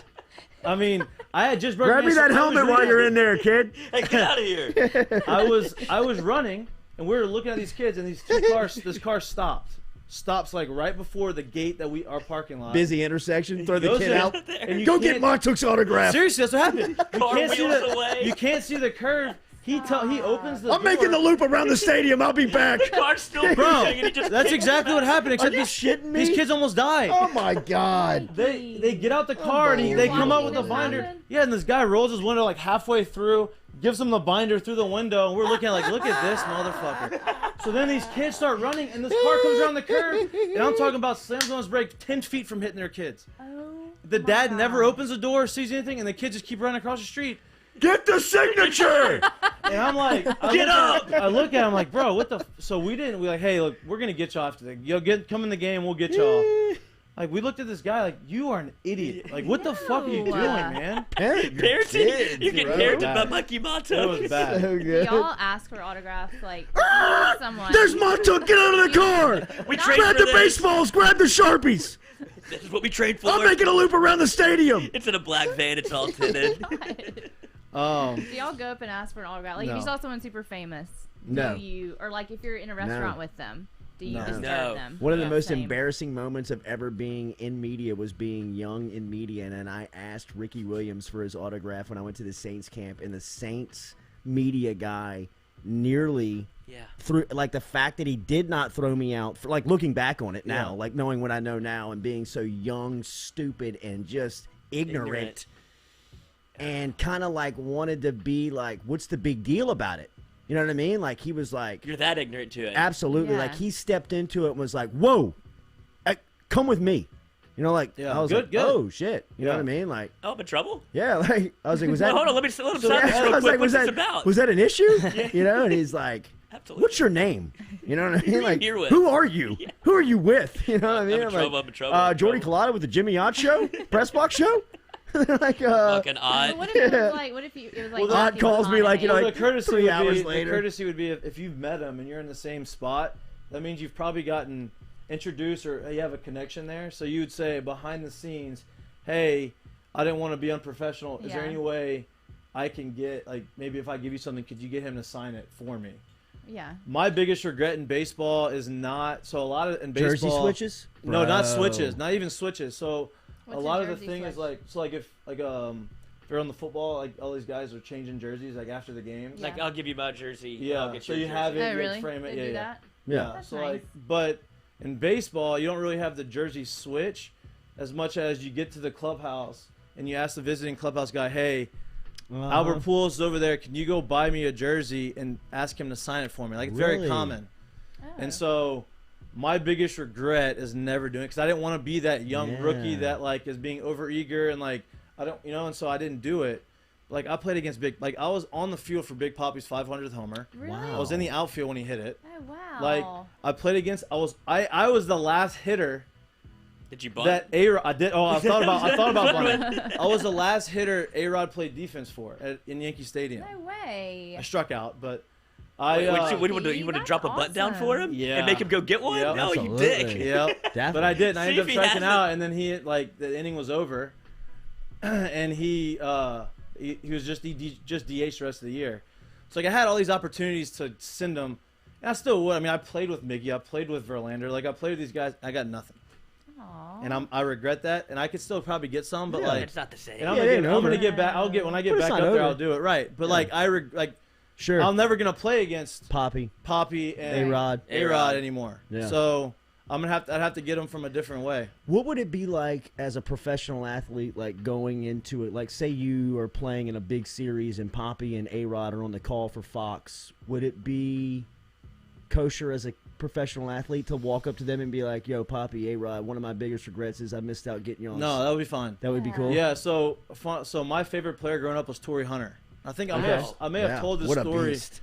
I may have told a story in here. He's got a kid. He's got a kid that's Torrey Hunter Jr. is a stud. Yeah, I know. Torrey Hunter was like, because he played center field, he was robbing homers, making diving catches, and he could hit, but like it was the defensive that kind of made him known, and just like the way he played the game, and so he played for the Twins forever. Yeah, bro. But then from the Twins, he went to the Tigers, and played for the Tigers for a little while. Like, and he was pretty good. Yeah. And so he does broadcast for, I think, some of the Twins games, and they're in our division, so they were playing in Detroit. And dude, like the funniest motherfucker you've ever met in your life. Like he came into our clubhouse, and I never played with him. I was just sitting in my locker, and he just sat in the middle and held court. Yeah. He was making fun of like Iglesias. He was talking to Miggy, like, and everybody, like Miggy even was like locked in, you know. So like he was. I love that. He's the guy, right? So I go out and play. I had a pretty good game. I think I made some plays. I had a few hits. I come in. I was dealing with this was 17. I was dealing with like a pulled groin. But I was kind of trying to play through it. So I was seeing if I needed to do any treatment. And he's sitting talking to the trainers. And so he comes in there and like I'm like, fuck. Okay, so I'm gonna act like whatever. So like, act like a pro. Act like a pro. Like, I give him dap. Like, hey, what's going on, man? You know. And he was like, hey, bro, I just want to let you know, like, I'm a huge fan of yours. Like, I love the way you play the game. And I'm like,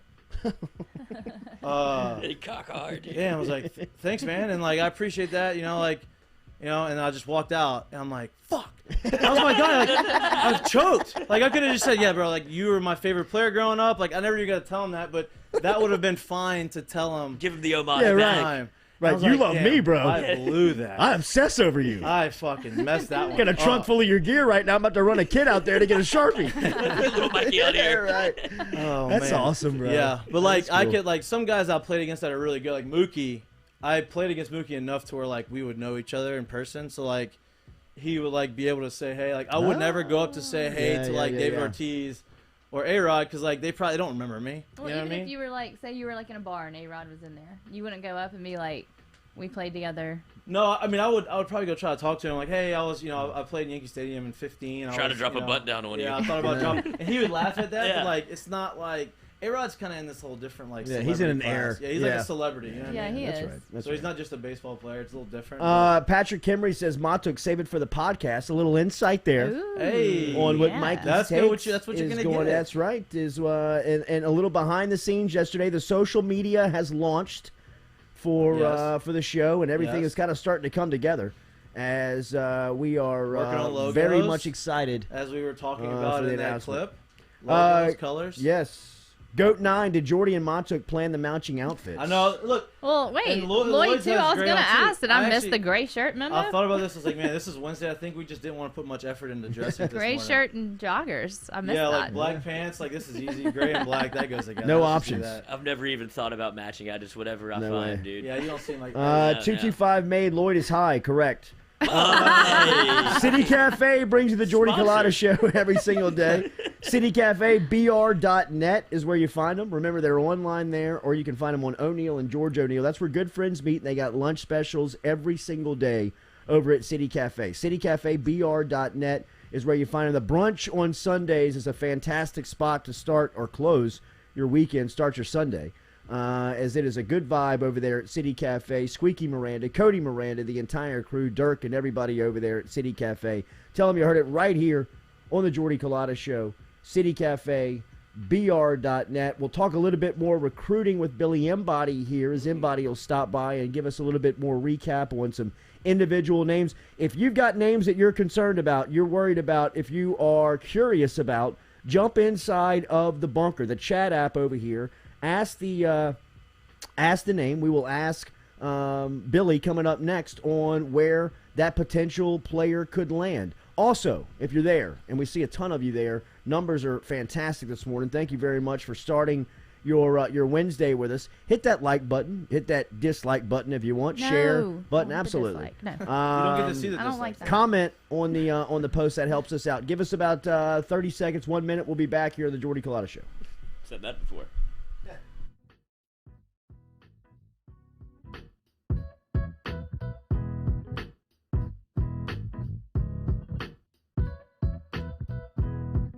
Papa Earls, the fine spice, originating right down here in South Louisiana by our guy Mark Pop Norman. Developed it back in 2018 and won Amazon's Newcomer of the Year in 2019. They pride themselves in having 30% less salt and sodium than the leading brands at the same price point. You can find them locally. Look for Papa Earls at Rouse's, Calandro's, Mathern's, High Neighbor, and more. True Blue Water, true hydration at its finest. Right now, you're only a few minutes away from getting your 5-gallon water delivered to you, just like we are over here at the UDL. All you got to do is log on to truebluewater.com. That's T-R-U, bluewater.com. The website's fantastic over at truebluewater.com. You can get your service and find out how quick it is. You can schedule a delivery, even hop on the billing system right there at truebluewater.com. T-R-U, bluewater.com. Hebert's Specialty Meats, home to the finest boudin in South Louisiana. 2 spots right here in Baton Rouge and out in Prairieville. Stop in and see them in the Dutchtown Shopping Center on Highway 73 or right here in Baton Rouge on Jefferson Highway. Online, hebertsmarkets.com, and they're all over social media. You can find them on Facebook. You can find them on Instagram. Hebert's combines perfect seasoning with that authentic Cajun flavor. Find out for yourself. Baton Rouge on Jefferson Highway and in Prairieville on Highway 73. hebertsmarkets.com. Gearing up for spring and summer down here in South Louisiana, and you want to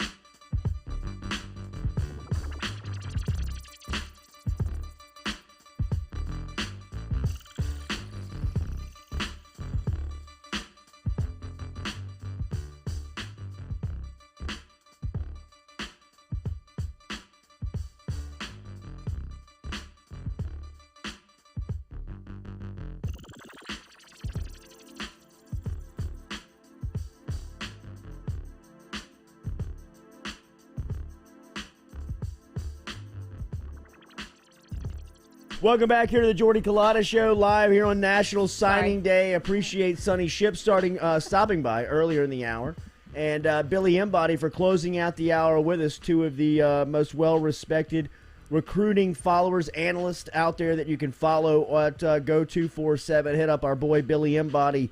He is covering today for Go247 Sports, as he is at Billy Embody on Twitter.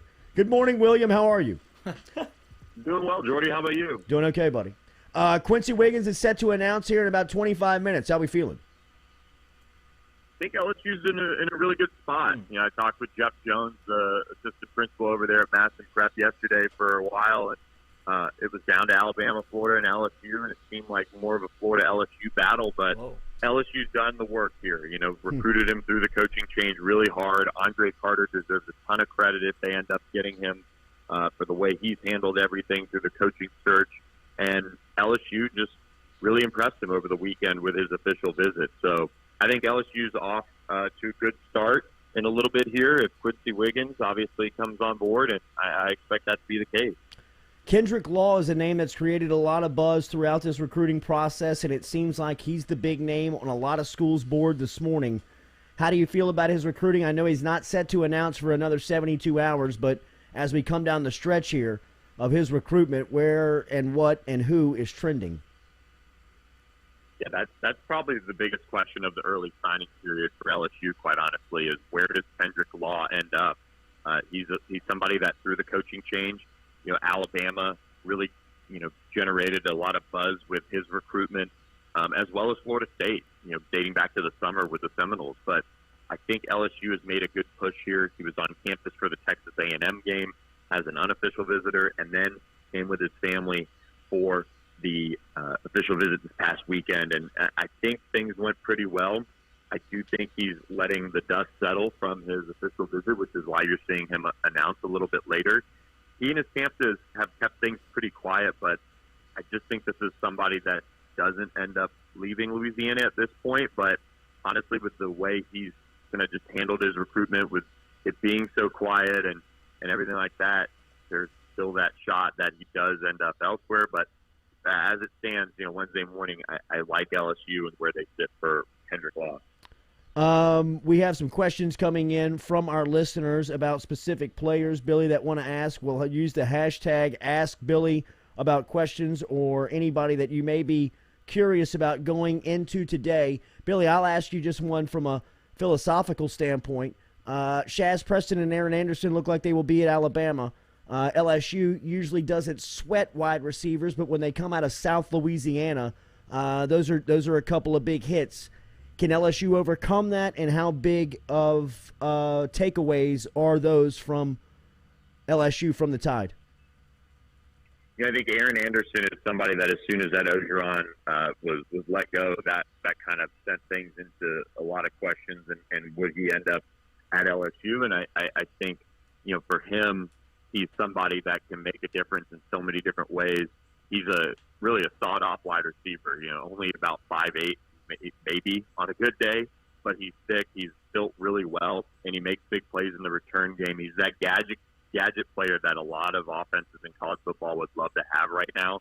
So I think that one hurts in that point. I know there was some last minute hope that maybe LSU would jump back in there, but we're hearing that he's going to end up at Alabama, and that hurts when you miss out on difference makers like that. And Shaz Preston has been one for a long time as well, and he's set to announce later this afternoon on ESPN. So we'll be tracking that one just because of the relationship with Frank Wilson that he and his family have, dating back to really Frank's son playing with Sean Preston Jr., who's at Mississippi State now. But it does seem like he's going to end up at Alabama. I think it hurts. There's the point that you can land really good quality prospects late, like Landon Ibieta out of Mandeville, which they flipped from Miami, but you still need to get those difference makers just overall. So it hurts from that perspective, especially where the wide receiver room is right now. But they do have, that long-term future built pretty well with guys like Tayshaun Boutte, Jack Besh, Malik Neighbors, players like that. So you hate to see it if you're an LSU fan, but it's just one of those things that through a coaching search, seems like it was tough to overcome. Hughes Bowden asks, #AskBilly. Julian Armella, one of the top tackles in the country, he's out of South Florida, has pushed back his signing to February. Is this good news for LSU? Anytime you see somebody push back their college decision, it's good. If you're feeling like you're on the outside looking in, which LSU was going into today, they're going to try to get him on campus for an official visit. Brad Davis was down in South Florida recruiting him and his teammate and LSU commit Mason Taylor as well. So they're going to try to get him on campus for an official visit, which they're allowed to because of the coaching change. He visited in June. But right now, it does seem like it's kind of an uphill battle. But if he makes that official visit, all bets are kind of off there. Bill, we've talked to Tack Miner a few times on here. Denver Harris, is it? I mean, he kind of seemed like LSU really hadn't spoken with them a lot lately. What's the feeling on him? I don't think he's supposed to sign today, right? But I know he was on here yesterday and just didn't feel like he was super solid. Yeah, there's been kind of that wonder of what's going to happen with Denver Harris. Is he going to sign? Is he not? We're hearing that he is supposed to sign. He's been an early enrollee from everything we've heard, and he left his Texas A&M visit on Sunday, indicating that he was going to sign during the early period. We'll see if that changes. North Shore is going to play for a state championship this weekend against Duncanville in the state of Texas, so he's got a lot on his plate this week. If he doesn't sign today, that's good for LSU, but right now it seems like things are kind of, in that uncertain spot for Denver Harris. And honestly, with him, nothing would surprise me. I don't know if that's good or bad for LSU, but it seems like there's a bunch of different ways that one could go between Texas A&M. Could LSU be the shocker with that one? I know he was very close to Corey Raymond, and that was a big part of his decision process. But, he's just one of those guys that you really are watching and seeing, if LSU can kind of pull a rabbit out of its hat. #AskBilly. Max Phillips asks about LaTerrence Welsh and where his recruitment stands going into signing day. Is there any leaning towards Arkansas? We're hearing that things are in a good spot with LaTerrence Welch and LSU. You know, Arkansas did a really good job recruiting him start to finish, hosted him on an official visit just before LSU did. But all indications are that he's probably going to end up at LSU, which is a huge deal, especially since Jadarian Rhyme just ended up flipping to Auburn, something that was expected once Corey Raymond left for Florida. But we're watching LaTerrence Welch, but everything we've heard is that LSU sits in a good spot to land his NL. Another one, hashtag Ask Billy. This one from H. Reed. Billy, when will Miles Frazier sign, and how much does LSU make sense for him? LSU in the final 3 for Miles Frazier with a couple of other schools, and he is the Florida International offensive lineman and one of the top transfers in the country. Miles Frazier doesn't have to sign, really. He can just kind of enroll at his college. I know we're seeing some players in the transfer portal sign today. Landon Jackson, who transferred from LSU, just signed with Arkansas, but he doesn't necessarily have to sign today. Everything we're hearing is LSU's in a good spot. They're battling Ohio State. From what we hear, Miles and his family are trying to see if they can somehow work up a visit to Ohio State, but that's kind of, in question, I guess, with the dead period in place for transfers as well. But they did a really good job on that official visit. I like where LSU sits for Miles Frazier. He'd be a plug-and-play starter at one of the offensive tackle spots for LSU. He's honestly a must-get for LSU with where their offensive line stands right now. Michael Duhan, hashtag Ask Billy. Danny Lewis, tight end out of Westgate, put on a show last weekend in the state championship game in front of Keyshawn Butte, took home Westgate's first state title. Where does he stand from LSU's standpoint? LSU's got him on the board, and it is, keeping an eye on him as far as what they're going to do in the spring. Danny told me that he's going to sign late. I know Florida just offered, so that's something that he's going to look into. If LSU makes the move there, you've got to like LSU's chances just being the in-state school. And one thing I'll note, too, Cincinnati's really evaluated tight ends well and got on him early to land his commitment. So that might be one of those sleepers we watch in the spring period if LSU makes a move and gets him on board. Vaughn No says, hashtag Ask Billy. Billy, what are you hearing on A.J. Allen, running back? Is that a running back? A.J. Allen out of Neville. He's a teammate with Will Campbell and a really, really good running back. He was on TCU's campus for an official visit this past weekend. He's been a long-time cornflake commit through the coaching change. So right now he was undecided as to whether he was going to sign late or not. But LSU had not really made any contact from when I talked to AJ over the weekend. I know Mississippi State's been pushing him as well, and there's somebody to watch for him if he does end up signing early. But as of right now, we hadn't heard of any contact with LSU and A.J. Allen. Hashtag Ask Billy from Semper Fi. Ask Billy, any update on a transfer quarterback? No updates on a transfer quarterback so far, but with the way Max Johnson left in the quarterback room, I think they've got to target one, and there are a lot of good ones out there. I'm not necessarily sure who they're going to go after, but we've seen Spencer Rattler make his decision, Quinn Ewers make his decision, but right now we don't really know who they're targeting in that transfer portal at quarterback. But again, LSU really probably needs to address the quarterback position in a big way, and he'd be one quarterback would be something to watch for in the spring and maybe even the summer. Joe Burrow was a spring guy who ended up going through that process and picking LSU. A lot of people think that Miles Brennan's going to pull his name out of the portal. Do you feel that? Haven't heard too much on that. I think for Miles, there's a ton of opportunity for him to, come back to LSU and compete, but haven't heard any decision either way as far as what he's feeling and what he wants to do on that front just yet. Billy Embody joining us here on the Jordy Culotta Show at his National Signing Day. Billy, what's the day like for you, buddy? I mean, are we stealing some time from you? It is, okay, that was a courtesy laugh. Yes. Like, okay, get me out of here. Yes, you dickhead. Quick with the fan questions, for God's sakes.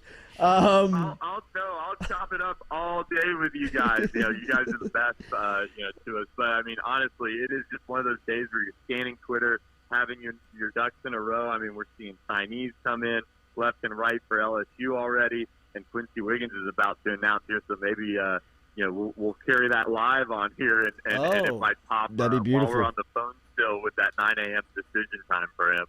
I see that they're starting to walk and make their way into the gym over at Madison Prep as we are monitoring that live. Billy, I'll ask you this on the coaches, and you mentioned Coach Andre Carter and how much he meant and was instrumental on Quincy's recruitment.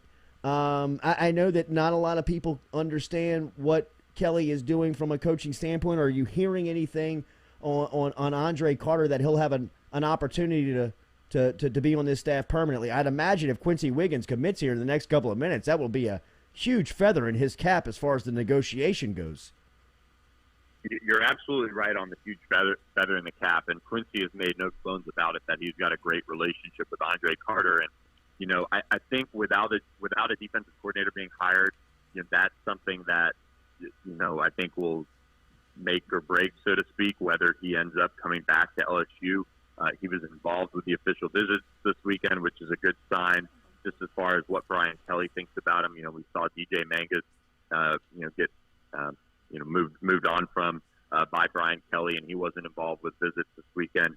But Andre Carter was, and so I think that speaks to the job he's done, what Brian Kelly thinks of him. So I think there's a shot he stays on staff, but until we get that word of the defensive coordinator, it's up in the air for sure. Robbie White, hashtag Ask Billy. Bill, how far behind is LSU when coming to NIL deals, and how much is NIL playing into this recruitment? This has got to be one of the wackiest recruitments you've covered, being that this is the first one that has so much of NIL and, just out loud money on it. Yeah, you're absolutely right. It's out loud now. And the thing about it is I wouldn't say LSU is behind. And the thing that fans across the country, not just, LSU, got to understand this too, is it takes boosters and donors to get together and make that concerted effort to put together these collectives or these organizations that are teaming up as LSU alums or Texas or whoever to put together these packages for players. And the NCAA is watching really closely, for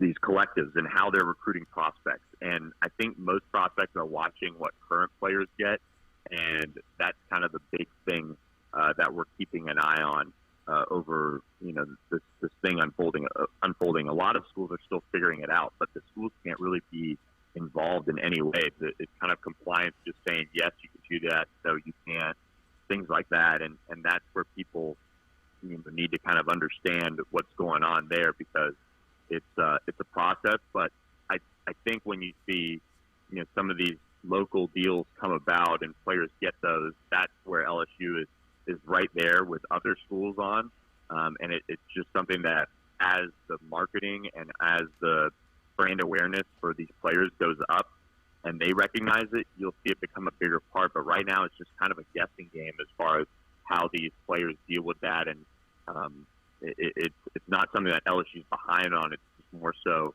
they haven't really we haven't seen that collective be announced and things like that. Landon Lewis, hashtag Ask Billy. How about Harold Perkins and his recruitment? Harold Perkins is going to take it to the spring, is what we've heard. So whether he announces it on January 2nd at the Under Armour game or not, LSU's right in the mix, and who knows, he might push back his decision. But it's been an LSU A&M battle for a while, and that's how I kind of see it playing out. That's one of those where nothing will surprise me. He was at Texas A&M for an unofficial visit this weekend, and made his way over there. But LSU, as long as he doesn't sign today, certainly has a chance to land him, and they're right there for him. All right, Billy, they are obviously, like we've seen this many a time, stretching out the Quincy Wiggins announcement. They are doing a lot of wasting time over on the campus. And you can hardly see them. The quality Madison Prep, the quality, it shows how hard it is to stream. So we appreciate you stopping in for a couple of minutes. I know your phone is buzzing. We might go extended time today. You'll probably get another text message from you, so I'll be in touch. Thank you. Sounds good, Jordy. Thanks for having me. Always. There's Billy Embody checking in from 247 this morning. Damn, Make sure you are covering the fax machine. the fax machine. Damn. Call him back. No, it's okay. This is awful. Like, you can't tell who anyone is. They're just walking around. This is what the burdens of live streaming. Everybody's It's making very fun of difficult, the but phone that's Remember streaming that. But everybody's watching it. Remember the commitment videos that were hot for like a year or two? Oh, bro. How bad were those? Like, they were like professionally done. Like, they had like people running through the city. That's tough. I'm sorry. Do you still think the best way to do it is the hat? Like, is that the standard, just the 3 hat announcement? Yeah, Yes. I think that's. It's like the standard. Yeah. Because Why not? who was it? Todd Gurley? No, who got a dog for when they went to Georgia? Yeah, that was a good one. That was a good one. Isaiah. He's in Who the was league. it? Yeah, he's in the league. Spiller? No. No. Is it God, dog, drafted by the Patriots? Is Sonny Michel? Sonny Michel? Is it Sonny I don't Michel? think it was Sonny Was it Michel. Sonny I think Michel? it was later than that. I don't know. I can't tell you. Daily, we're brought to you here on the Jordy Culotta Show by R&B Builders. Remember, all of our sound is brought back to you by R&B Builders. Check them out online at rmb-builders.com. They are helping us get into the new noodle, and taking all of the stress, a lot of the stress off of us, just like they do and can do for you in a construction project. Get in touch with RMB Builders, rmb-builders.com, rmb-builders.com to check them out online, as Rhett Bourgeois and his crew can help you out. Custom design home, remodel, reconstruction, total tear down and rehaul. They can help you out. rmb-builders.com. National Signing Day moving. Make sure you're following Billy and Sonny Shipp. We appreciate both of them for stopping by here this morning and give us a little insight. We're still monitoring on what's going on over at Madison Prep. Hey, have y'all seen Isaiah Crowell. Isaiah Crowell. there you Isaiah? Isaiah. Yeah. We're on it. We're on it. little break about recruiting. Have y'all seen the Sean Payton deal on Netflix? Oh my No. God. No. Oh, Is it terrible?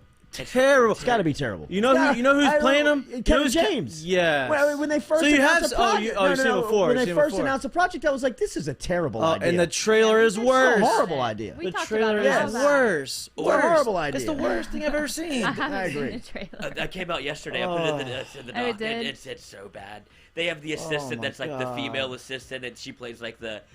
Roger Goodell's on the phone. Who's that? And it's like, you work in the Saints front office and you don't know who Roger Goodell is? Like, who wrote this? Oh my It was either. I God. mean, Is it's that gonna where be. they started? Yes, it is gonna be. He's like Sean Payton, Kevin James. I didn't know if he was gonna have to lose weight or Sean Payton gain weight. Turns out Sean Payton chose to gain weight for the role. But it's like him getting the call is the beginning of the When he was like, suspended. Right, so he's like in the Saints front office behind the head coach desk, and the girl walks in, like, "There's the Goodell on the phone," and he's like, "Roger Goodell." He's like, "Am I supposed to know who that is?" And it's like, "Yeah, patch him through." Pack your shit. So- Yeah, but it's like that's such a terrible representation. But that of was what the time goes in- on the front office. That was a time in Sean Payton's life where he like got kind of jacked. Yeah. right. He was in CrossFit. CrossFit. So now you're gonna get a guy who's a little dumpy.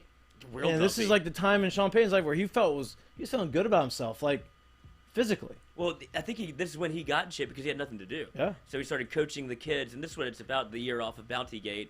It's about him coaching a terrible team. The trailer is awful. I don't know how this got greenlit, but I will watch it. Yeah, Quincy's no. live on IG. Can we pull You that? can watch that for sure. Yeah. Oh, we can? We can pull that up. Okay, good. That's way better quality. Yeah, it is. Quit Noah shitting said on the he's got a quality. purple T-shirt on underneath. Do you his see that? I shirt. can't see it. He is zipped tight up. If this is an Well, all-time, Noah's- Maybe he's gonna unzip the shirt. well, yeah, Yeah, not no doubt about not it. the hat. yeah, he'll do Yeah, that. this too. YouTube stream is awful. Shout out to Go Edits as well, giving us a little inside info too about the Quincy live on Yeah, I IG. appreciate that. Good looking out there. Looks like they're all starting to pile up inside of Quincy's live forum as they're starting to mount up It's a there big man. There he is. He is for a big for a boy, big isn't he? announcement coming up here in a couple of minutes. He's all tightened up, bro. He's tightening that shirt up top. He's nervous. I guess you get nervous regardless. For sure. Even though you know. Absolutely. Let's get this IG Absolutely. You're gonna get no matter what you do, you're gonna piss some people off. Yeah. Yeah. So You don't want to piss off your hometown, right, though? you Right, would you think gotta come back. some people kind of feed off that. No. I don't know. Someone else said he looks like he has a purple shirt on under his jacket. So It won't let me log into the Instagram. Really? Wow. Well, I can watch it though. We can all watch it separately. I think it feels like he's going to LSU. I mean, it really does. that's what it sounds like. I don't want to celebrate the blackjack too early. You know what I mean? Yeah, for sure. For sure. It looks like 21 from here. Good job, you prick. Oh, thank you. Now we're gonna push. 23. Hit. Thanks for everybody for being here. Make sure you hit that like, share button. We'll hang out here until this announcement, though, for sure. Good show today. We appreciate you Quint. starting your Wednesday with us. Make sure you hit that like button, share button. What we got? What we Did you got? see Gene Chiswick and the bitching about name, image, and likeness on Twitter? Oh, Gene. It's like the one guy that just Don't do absolutely that. can't say a thing about it who paid Don't do Cam that, Newton Gene. to Don't come do to that, Auburn. Gene. And he's like, I just don't understand this generation. It's like, do Gene, that, you got Gene. the buyout of a lifetime. Oh You my collected God. more money than any head coach probably did not coach ever. I mean, you think Cam was worth that $250? Yeah, you did it, you I admitted mean, it. you hadn't won a game since you coached him. And you've got multi-million dollars in the bank. For God's sakes, it was a great investment, Gene. Best thing that's ever happened to you. Wait, would he really wear a purple shirt that you can kind of see and then have another color Yes. underneath? They Absolutely. would fake out like that? Yes, Absolutely. Really? That's what it's all about. Why? Welcome to the world of recruiting. That You seems think he mean wore to two do. shirts? Absolutely. I don't. I think seems that he'd have the mean. jacket on the one shirt, and then he would just. Oh, I'm just saying it's a possibility. Like, she doesn't know that even happens. No, in her right? Yeah, I but don't know I that. don't. I mean, I that's. don't think Quincy's going to do it, but that's it's too been much, done. I think. I've seen two shirts. I've Really? seen the shirt and then the shirt. So like you get a peek and you think like Right, it's gonna and be then- and then it's something else underneath. I mean, And then they did it again. but what I've seen it. why? What I've seen Why is do somebody that? come in with a Attention. shirt on, and it says, "Oh man, this is the team's colors," and then he makes the pick and he takes that shirt off, Right. and it's something else. But I've never seen someone have the jacket covering it, unveil a team. Oh, just joking. Here Okay, we that go. would be Unveil bad. this team. You know I've what I seen mean? That would that. be Yeah, terrible. I've You have- seen- you've yes, seen that. yes, I have not yes. seen that. I've seen the double shirt. It's not something I like to see, but it does happen. That seems rude to do, right? Oh yeah, but you're not thinking about it. I mean, you saw, who was it? The Rakeem Jarrett that went to Yeah, Maryland. Maryland. He turned during Us. the Under Armour All-American Us. game. Yeah, He did the L upside down. Like we were like, that's no reason for that, dude. It's over. That guy's good. I know. I mean, he's like been Wow. a great get for LSU, That guy's really good. and he was solid for a long time. Yeah. And then he flipped to Maryland. I don't know how that happens. was hometown. Oh yeah, that's right. That's where he's from. That's right. Yeah, okay. I guess that's the only way it I happened. mean, they were still doing it under the table then, Yeah. right? I Yeah, mean, that's what I was more This is the alluding first. to. This is the first true above board. We're paying him. Like, look how good You know what I mean? exactly. Like, A board. we're gonna pay appearing- that guy. Appearing like it's above board. Yes. Appearing. We're gonna pay the offensive lineman $50,000 a head. Each. Yo, Q. All right, here we go, Q. Let's go. Here we go, Is Q. it happening? Here we go, Q. He's standing up. Oh, his IG froze. Oh no, Get Q. on his IG. Okay, here he comes. He's really tightening those hoodie strings, right? Yes. I mean, he's like choking himself. probably They're knotted at the top. He's like knotted the strings at the top. Is he up? Now it's buffering. Oh Oh. no, the That's cool. buffer. Should I Oh, try? it's, to... you got to refresh it. You refresh it. Oh, you've got it. Okay. Are y'all on YouTube or IG? I'm on His IG. The Instagram IG is Live. great. Yeah. Yeah, it's way better. I can do Come that. on, Quincy, one time, baby. One time, baby. We're looking for the 10 on the double down 11 right here. Oh, Quincy, Let's one go. time. And then I gotta do Okay, there this. you go. Look at this guy, little producer. There we go. Okay, everything cleaned you up back got there. it. Everything cleaned up back Okay. there. I think I'm Yeah, good. I we're mean, good, I we're think good, I we're mean, I think good. I've been busted plenty of times on this. Oh on this. no, another Frozen. Okay. There we go. Come on, Quincy, one time for the home team. He's getting in that camera though. He really is. Well, that's just his phone, but yeah. Oh, he's about to go live. He's about to do it. We're about to do this. Chargers in the parking lot. That's Saban calling. You want a helicat? Uh-oh. Oh, No. Is that a shit. Jordy Culotta Is show that T-shirt? LSU? Stop. How awesome. It's a would Lids that be? bag. He had to go to Lids and do. Get that one. Oh, he threw it out. Threw it He out. threw it out. He threw it out. Let's He threw it out. He threw Is it that out. LSU? That's LSU. Let's go. He needs to bend down. He threw the Bama hat out. Out. Let's go. Good play, Q. Big ups. Let's go. Yes. Let's go. All right. Big That's day. awesome. Big day. Look, Nice he start. can't get it undone. He knotted it up too much, Hey, baby. knotted it up, Trying to hide bro. it. Welcome to the awesome. family, buddy. Anybody Welcome. happier on the face of the planet than Andre Carter? You think Nope. Andre Carter just Might be kept a his job job? saver. Just kept his job. Just might have kept his job. Especially especially if you think he's as raw as he is, or you say he's Yeah. as raw as he is, like that connection goes a long way in development. LSU with I a always feel- huge. That's a great start That to is. Wednesday. I buddy. know it's huge, and I know recruiting's a big thing. I just always feel a little weird, like looking at these 17, 18-year-old doubt. kids, you know, like, No doubt. oh my God, No what's doubt. he gonna do? That's I'm gonna have a great day. yeah, right. Yes. Right. But it's huge. It's a huge get. So I'm happy for LSU. But it is huge, bro. it He is is- got, how good is he going to look in 3 years? How good is he when gonna he look is next year? going 1 to year be into the in conditioning a thing. weight system, eating 3 square meals a day, getting coached up, learning technique, hit that speed, that strength. He is going. That's a huge, enormous get. A great start. I hope he for wears a LSU on single signing digit. day. Oh, wears he's a Oh, he wears yes. 2. Yeah, he wears 2. Wears 2. I thought y'all were gonna be more excited two. and like jump up out of your chairs. Oh, and no, stuff. you Does that can't. not happen? No, you don't want to go full autograph. He didn't guy. sign with us. Yeah. Yeah, but he right. might. He may Sign be. that NIL deal with Quincy, and we'll be jumping out. I do want to congratulate you, sir. Great Yes. get. Yeah. Great Yeah. Good recruiting. Yeah, on Yeah, your no end. doubt. Yes. You'll hear about it later. Yeah, got him here. You know, got him acclimated to Thank you. Baton Rouge. Thank you. You did not blow it. That was We exciting. did not. You did not blow it. Didn't blow Good it. job, boys. Right. That is a huge one, though. That is a huge one. I mean, I hate to sign off with over 1,000 people watching. I What know. else you want to talk I about? mean, do we have the meeting at 10 a.m.? We have it at 10. But we're not that far from it. Yeah. So we can go for another maybe 10, 15 minutes. Yeah. All right, so we'll stick around here on National Signing Day. We appreciate the numbers. Make sure you hit that like button, share button, comment button. When's the next big recruit? I don't know if there is one this morning. I don't know, but Who I was. else was in there? What were all the other tables in there? Probably were they students. They have No, there probably, were some. they probably have multiple people Yeah, they signing. got other Yeah. people signing. Okay. Yeah.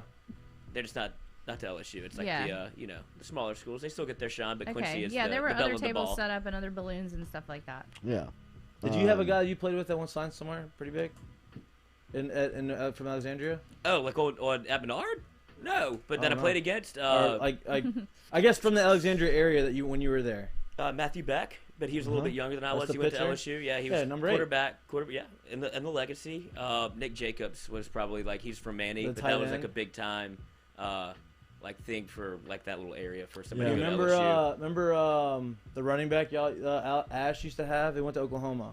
Chris Brown Chris Brown. was a dog. That guy was Really? we played against Yes. we played Nick against Harris them. What was year is another that? big one.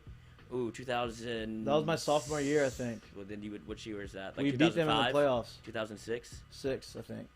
Nick Harris also went to Oklahoma. They had a weird Oklahoma. Pipeline? Oh, Nick Harris. Alexandria. Yeah. He was a safety. Well, I that have a went to Ash. He was funny a story stud. about Nick Harris. He's a wild man. Yeah, I saw him in Vegas, and he was wild. Yeah. He tried to jump in. He tried to weasel his way into our group, like at our table, because he knew Chris McGee. Yeah. So Little they bottle played against service. each other, and he was like, he kept calling himself Legend. That And he was sounds like, "Hey, Nick Legend's Harris. here, Legend's here." And we're talking. I'm like, we're trying to go in. I'm like, man, this guy's a wild card. I don't know if we should like, Yeah, we're trying to fight, like do stuff. I'm like, I don't know. This is like probably the move. And then Chris McGee had to drop the hammer on him. Like, hey, dude, we ain't got no more spots at our table. No room bro. for the legend. Sorry. If Sorry, you go Legend. and calling yourself Legend, Yeah, it's you're tough. expecting to sit at the table. That's tough. It was tough. He could ball though. He was Got good. a cup of coffee with the Bills. Yeah. I'm trying to think of anyone else. Washita is like more North Louisiana, right? Washita Yeah. Christian. They had a running back that went to Mississippi State when I was there. What's the topic here? What are we talking about? Best player, like the best player you signed, Sorry, like that you played. I was reading some stuff. Best players you played with, or was from your area when you were in high school that like signed Signed somewhere. It's a big deal. Like with or against? Both. But I mean, I guess from Yeah. like you're from here, so like who'd you play against or with that signed somewhere? Trev Falk was the best player I played against in high school. We played against Norman Lejeune. We At played against Parkview? Randall Gay. I played against him. I played against Trev Falk at Catholic High, Oh. and we were on the JV team. Where did you go to school? He was at Lafayette. Lafayette High. Yes. How's And- Lafayette High not? And they came, he was at Lafayette High as a freshman, and he came over, and I was a sophomore, starting quarterback on JV. He was a starting linebacker, and we ran option, and I get into the open field and kind of feel like I might break this thing, and the safety is at the sideline, and all I have to do, I feel like, is make him miss, and I'm gone, right? And so I take a step, like in the sideline still in play. He's coming up. I can go outside him and beat him on the outside, or I can go inside and feel like he'll dodge me and I'll be wide open. And when I take that step inside, You got this. Trev Falk is running downhill at me full speed and puts the crown of his helmet into my ear hole. And, like, the ball goes 30 feet in the air. People thought it was my helmet when he first hit me, but it was the ball went 30 feet in the air. And I was laying, like, parallel in the air. You know what I mean? Like, I could feel myself kind of, like, almost put to sleep. Yeah, right. At that time, you're like, why am I playing football? Yeah, man. I remember getting up and, like, you know, your helmet's kind of all over your eyes. You can't see. You're down and kind of thinking, like, my God, man, I'm not supposed to be on this field. You know what I mean? I'm not. Do y'all remember the hit that Chad Jones had on the guy? Yes, in Arkansas? Chad got ejected. No, in high school. Oh, yeah, on the sidelines? Chad got ejected because it wasn't illegal at the time. Like that. Was this when he's at Southern Lab? Yes. Yeah. Yeah. And he hit the kid on the sideline, and he got hit, and he got ejected because he hit the guy too hard. Like, there was no helmet to helmet then. And they just ejected him for this guy. He's too good. He's too good for this field. Like, I show it to people all the time. Because it's just like one. It's like 4 hey, I will seconds on give whoever YouTube. that guy he got hit props because he popped right back up. He got hammered, up. popped right back up. He crushed him. Did you play football? I or did. Just baseball? You play football too? Football and baseball, yeah. I mean, I was okay. Frankie Jackson got me good. State quarterfinals, probably the last tackle I tried to make. It was, time was running out. Yeah. We're down 4. Need to get a stop. Get the so ball you want back. to be the hero. You're trying to be hero Yeah, ball. well, it's safety. They're inside the you're red safety. zone. Yeah, so I'm playing safety, and I'm making that decision. Like, all right, if this has to happen, I have to put a fucking lick on him because he's better than I am. He's like 6'1", 210. I'm this, and I tried to hit him as hard as I could. And when I tell you nothing, like I black out, look up, nothing but grass, spit. All up in my visor, mouth. Well, you're a out. visor guy. Of course. You were a visor guy. I was like, dude, maybe he's on the ground next to Wow. me. Dude, I roll over and look, and he's just still running. And I was like, oh no, I Wow. just got bodied. That's tough. Wow. You should have gone. You gotta go low, guy. I did. He got lower than I did. Of course, I went You gotta low. go low and trip him. You can't go. I tried to go. You I can't. was a big alligator. Is I it wish weird to I wear a wish you could wear a visor? visor. No, it's great. I wish I could have worn a visor. I got poked in the eye so many times. Oh, Dude, quarterback. if you're in Me too. the bottom of the bottom of freaking the pile. pile, That's where they're going. I lost a fumble against Mandeville in the high school playoffs my senior year that got to return for a touchdown because I was running and I was stiff arming a guy and I got tackled and I got my eye was like gouged and I dropped the ball because my eye was hurting and the guy took it. Instant reaction. Yeah, the guy took Are you it for a not allowed touchdown. to wear a visor? No, I just at the time when I was there we weren't. Oh. But it's, obviously I was there in the Game's Stone Ages changed. apparently. Yeah, that it's changed. And when we were playing, like when I wore a visor in a week for practice, and it just you couldn't. technology Well, the wasn't visors there. now are They're way they're better. totally different. They're Yeah. totally different. But I I mean, will like they would say- like fog up. They Oh, would yeah. like like Mine still did that. You just got to play through it. You learn to drive great in the rain. Is it your choice or like a team choice No, to it's wear my a visor? choice. or Yeah, not? absolutely. Jordy, were you you gotta look fast? good to play good. You seem like you look good to you play good. seem like you move Yeah. a little bit. Speed was definitely best attribute. Were you a for punt sure. returner? Punt returner. Yeah. See, I could see. You can Yeah, see yeah, it. yeah, You just yeah. good hands, shifty. Yeah, Yeah, get through it. yeah. Did you see Del Curry on the yeah, court last night? I did. I love that hat. Did you see the woman he was with? Yeah. Oh, they got divorced. Him and his wife got divorced. So they right? had to celebrate separately, and she was with no man, and he's up there with like 3 Wait, insta they had to thighs. celebrate separately. Like they didn't want to be together. Oh, okay. So I thought they Steph was had to some go type to of like her. divorce No. mandate or something. No, I just don't think they wanted to see each other. Right. But old When their Bill kid's is out 33. there. I mean, like, good lord.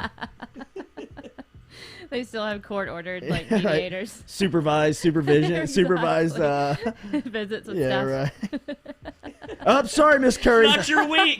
Madison Square Garden Playing Arena is off premises, is off limits for you right now. If you'll that see right Rachel? here in your divorce papers. Is that Rachel Nichols?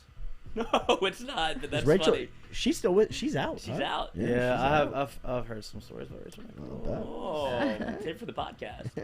Yeah. Cody Duhon played against Early Doucette in high school. He's a Oh. quarterback for St. Martinville. He Early was teammates. Doucette. Yeah. Holy crap. Ali Broussard, coach. Yeah, but That's coach, awful. early. No, Early Doucette was the best. Do y'all He was remember? great. Do y'all remember Perry? I think I don't know if we talked. Do y'all remember Perry Stevenson? Perry Stevenson, the basketball player? Yeah. Yes. So he was like 6'9". Went to Baylor. No, he went to Kentucky. Perry Stevenson. But did he transfer to Baylor? Maybe he transferred, but he was from Northside. He was a big recruit. And so Perry was probably a freshman. Early Doucette was a senior. And Early, if you ever seen Early play, they used to call him Tiger. Yeah. And if you ever see him play, They his still calves, call him Tigers. Yeah, yeah. His calves are His calves are the size of my head. his They're calves enormous. are the most impressive. And he's probably set what, of 6 calves. feet? Maybe. Maybe 6 Maybe. feet. I'm watching a game, and because like back then when you have one of those like those high school legends like Perry, people knew Perry when he was in 7th grade because he was so tall. People knew Early because Early was an All-American basketball player, and he was a 5-star receiver. Yeah. So everybody's at this game, and they had like this local magazine. It was like a basketball magazine. I forget what it was called. And they captured a picture, and it was like, and I wish social media was a thing back then. Early Deuce had jumped. He went down the lane, and he leaped, and he jumped He's left-handed. over. Left-handed. He Yeah, jumped 'cause he's left-handed. Yeah, and he Yeah. jumped over Perry Stevenson and dunked it on him. Coach. Are you kidding? And it was the cover of the magazine. They got it. I I'm bet like, it was. Coach, have you never heard the Bro. story about him on Chris Bosh? uh-uh. So that Glenn Davis, Tyrus Thomas, Garrett Temple, Yeah. national championship AAU team. They were the U16 national champs. Tasman Mitchell Yeah. was on that team. They didn't cross over the hump until they picked up Early. the young cat that was 2 years younger than them from Lafayette, from St. Martinville. And they went to the national tournament in Dallas, and in the first game they matched up against Chris Bosh's team, and he pretty much did like the Michael Jordan baseline move against Patrick Ewing, where he went in and out. Right. He went to him, he came out towards the back. sideline and turned to his left hand and went down the baseline and put his nuts on Chris Bosh's head at like 15 years old. And Chris Bosh is from Dallas. Yeah. Like it was in his hometown. Wow. And Bosh was like the number, like he was he's Chris Bosh, He was yeah. the dude. I mean, Bosh was the 4th pick in the draft behind LeBron, Right. D. Wade, and Carmelo. Right. You know what I mean? Like, and Collis Temple sat in this chair and told the story about those AAU Damn. national championship teams. And he said, still to this day, Early Doucette was the one that was the toughest to guard out of all of Yeah. them. I mean, dude, his basketball highlights are I just wish social dumb. media was good. Back Dumb. Yeah. I wonder if he sat in his Demario locker. Tolan about to sign. Linebacker out of Florida. Oh, nice. I wonder if Early sat in his locker some days like I should have just picked basketball. No, he had a great NFL career. I know he had a did, good but, career in the but NFL. just the grind of the Yeah. NFL as opposed to basketball. I mean, Quincy's a basketball guy. Like that was the first thing he liked. Yeah. And that's why he liked Will Wade. He wanted to go see like the LSU basketball arena and go hang out with the basketball team. Cade Stein played against Jarvis Landry in the playoffs. Ooh. Hardest I've ever been hit. yeah, that guy's Yeah. a dog. Lutcha? Lutcha. guy's a Cody dog. Duhon, Ali Broussard would truck everyone in high school.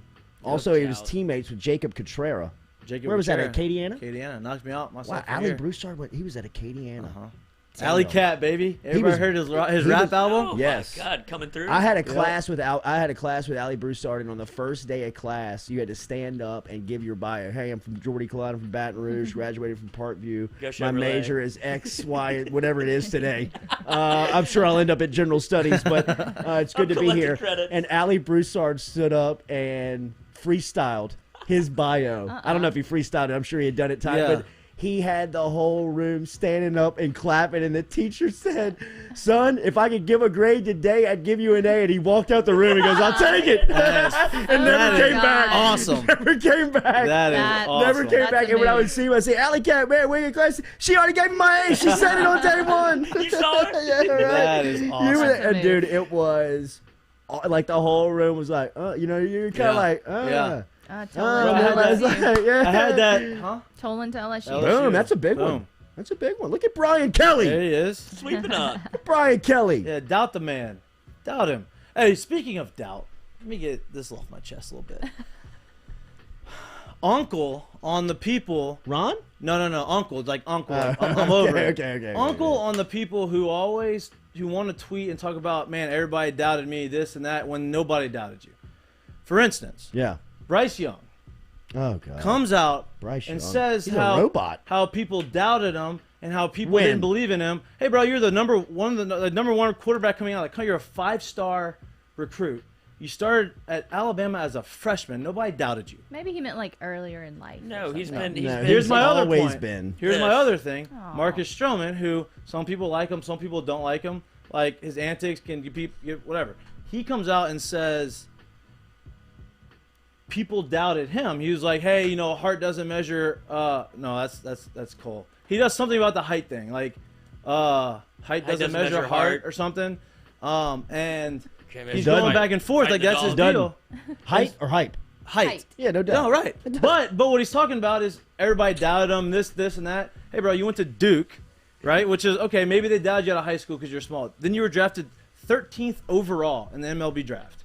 Then you got suspended. Yeah, spare us, bro. You got suspended for taking pre-workout that was whatever. C4. So 80 game suspension. Then you get to the big leagues. You took 2 years to get to the big leagues, and you're a free agent, and you've been in the big leagues ever since. Nobody doubted you. Nobody is doubting these. Like and look, maybe they're doing the whole MJ thing where like that gets them going, but that just bugs me. And man. I took it An personal. attention Thing, you think? Yeah. It just Not bugs me. real. Like maybe they want to make this motivation. But it's like nobody doubted you. Everybody believed in you. They wouldn't have drafted you 13th overall if they doubted you. Yeah. I agree. It is a tired song, especially from somebody like Bryce Young. Now, if they really doubted you, like Tyrann Mathieu can say everybody doubted me. Yes. Jarvis Landry. Yeah. Yes. Right. Well, Jarvis is Legitimately, a they can 5-star, say right? that. He was a force, but he was always undersized to people. You know Yeah. what I mean? Like Didn't know he where was to put him. still, yeah, right. I mean, he was. Which is what gives him that edge, that dog mentality on the field for sure. I mean, you he know? was a third-round pick. Yeah. You know, I mean, like, Yeah. was he a second round? I Was he a second or third round? pick? I was screaming for the Saints to take him. That seemed like the perfect fit But for it Drew was Brees. something like stupid, like 8 wide receivers went above him. Yeah. He's outlasted probably all of them Absolutely. except for Odell. Speaking of Brian Kelly, turns out they were at a telethon in Kentucky yesterday, and he announced that his defensive coordinator is not leaving. Yeah. And he pledged his entire check. I saw that. The bowl game saw check that. to the telethon. No way. This And is I goes- thought, This is Wow. Mark Stoops that did that. Yeah. what did I say, Bob? Yeah. No, you said you said Kentucky. defensive coordinator. Yeah, the defensive But coordinator. Mark pledged his- Stoops is the one that announced it. Yes. That Bob White. Yeah, I don't even know his name. Yeah. Kevin White, Bob White. Kevin White's a receiver. Regardless, he I'm was giving so up first round confused pick. now. If he was giving up his game check for the bowl game, I thought that might be a way for him to maybe make a good Brad little, White. Brad White, a good little You leave, got the letter right. a good little leave from Kentucky to donate his money to the school on his way out of town to go to Baton Rouge. Reed DeSalvo says Jarvis was a 5-star He didn't like now. that. You know I what mean, what are you talking about? Brad White? I mean, it looks like he shunned LSU. Well, I'm saying maybe it's Or not, maybe it's not all LSU it's just- cracked up to be. Maybe he's donating that money so he can leave and nobody can give him a hard time. Or maybe they just didn't want. it's hard to hate a guy that donated to charity. For sure. Or maybe all the rumor came out and it was just rumor and it wasn't a thing. I don't know. Who knows? So we're not back to square one on DC and OC. Yeah, but I have faith in it. I think they're okay on I'm not OC. worried about I think that they've got their OC. I think so too. Hey, Reed that- DeSalvo, I didn't think that Kentucky news did say something about the defensive coordinator search, though. If that's Right. legit and they're swinging and missing on Right. Kentucky's defensive coordinator, they might be in a bind. They might be in a spot. Because if it's out there, you'd think it's true at this point. Reed DeSalvo, Jordy Jarvis was a 5-star. That was probably a dumb take on Jarvis, but I remember Gee. people saying that he was undersized. Maybe he after- was slow. That's you know like what I mean? combine stuff too. Yeah. Andrew Messina, Justin Jefferson, definitely. Yep. Definitely. Yep. Wes Shin, y'all need to go to that meeting. The meeting's at 10. Patrick Kimmerer Oh, said yeah, we people do need to doubted go to me that and turns meeting. out they were correct. Who's that? Patrick said people doubted me and turns out they were correct.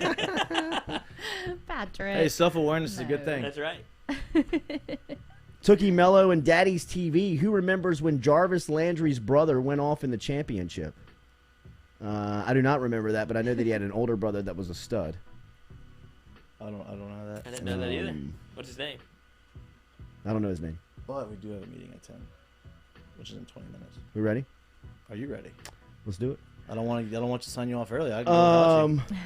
Yeah, why don't you go open it up? You want me to? Yeah, Oh, and there I'll you be go. I'll be over there. Bye, Mangus guys. is out. Who? What? Mangus, as we reported yesterday, Yeah, DJ yeah, Mangus out. Is That's just a lot old of suit. a lot of things happening over I at the wonder if LSU Durante building. Jones is playing C or D. That would feel like a swing and a miss, right? Like if he's going to bring in his own people, get rid of who he's gotten rid of so far. I don't think Durante. He's only done one thing, and that's run cover 0. Like he didn't really change a whole lot about the defense. He just changed that one thing. He blitzed, right? And if Durante is your hire, because that was the backup plan last year. That's and true. if you go through the, That's true. go through the search again, it feels like maybe he is the option. I don't know. I wonder if Andre Carter kept his job today. If that's contingent on getting Quincy, you could do that for 3 years. I I mean, think I don't that- think he's bad enough to make him to fire him. No way. And I think that, landing Quincy is a hell of a get. I mean, for How somebody long- like Carter. Do you think it takes for him to see the field, like a couple of packages? Because Mason Smith, they eased him in a little bit. And you're yeah. like, he needs to be out there. He's I don't think prob- he's that good. No, yet. he's not that good. He's not that good. Mason. He's a year away. He's a year away. Spot packages. Yeah. I mean, he'll play. I think that he'll play next year on, some special team units and some stuff like that. And he'll be in there and in some late game rotations of some games Just that go are. get the quarterback. Yeah, just see ball, hit ball. You know what I mean? Early on, while we teach you how to play. Learn one move. Yeah, right. Just master the bull rush right now. Just run right by him. Put your head down and just go Do get what the you did in quarterback. high school. All right. Who else today? Was that everyone big today? Well, I mean, they'll have some other ones. Shaz will be at 2:30. Oh, that's right. Aaron Anderson. Feels like those the good guys- news might be over. Yeah, good news Oh, you might think be so? cashed Yeah. out. That's Gerald You Landry. never know. You never know. You never know. I think that's right. Gerald Landry. I think that was his older brother's name. Yeah, someone just said that. Cody Duhan. Micah Eugene was a killer at Acadiana. And then went to LSU. That he was. And he was the guy that was tabbed to be like the next Honey Badger. Which 34? 34? Yeah. You don't want that label. No, hell no, you don't want that. I don't run from that, man. Get the hell out of My own there. person. Quincy reminds me of former Bama player Raekwon Davis, who went to the Dolphins. Ron G, are y'all going to do a walkthrough video of the noodle? Absolutely, we are. We're Yes. thinking about bringing back Cribs. I think we should do a drop We of Cribs definitely have to exclusive. do Yeah, a Cribs show. for sure. I think we're going to bring it Like back Von and like go into Dutch. production over it. We Absolutely. should. What happened to Crib? Why'd they stop that? I freaking I love think that Tommy show. Lee's house happened to it. That's what I'm saying. We're doing it Von Dutch style. I think they rolled up on Tommy Lee and the production team. They lost the production team from that day on. I think it's just stay They were here. all drugged up and hookered up with Tommy Lee's guest. You still have time. I'm working on some post production. I'll be right over.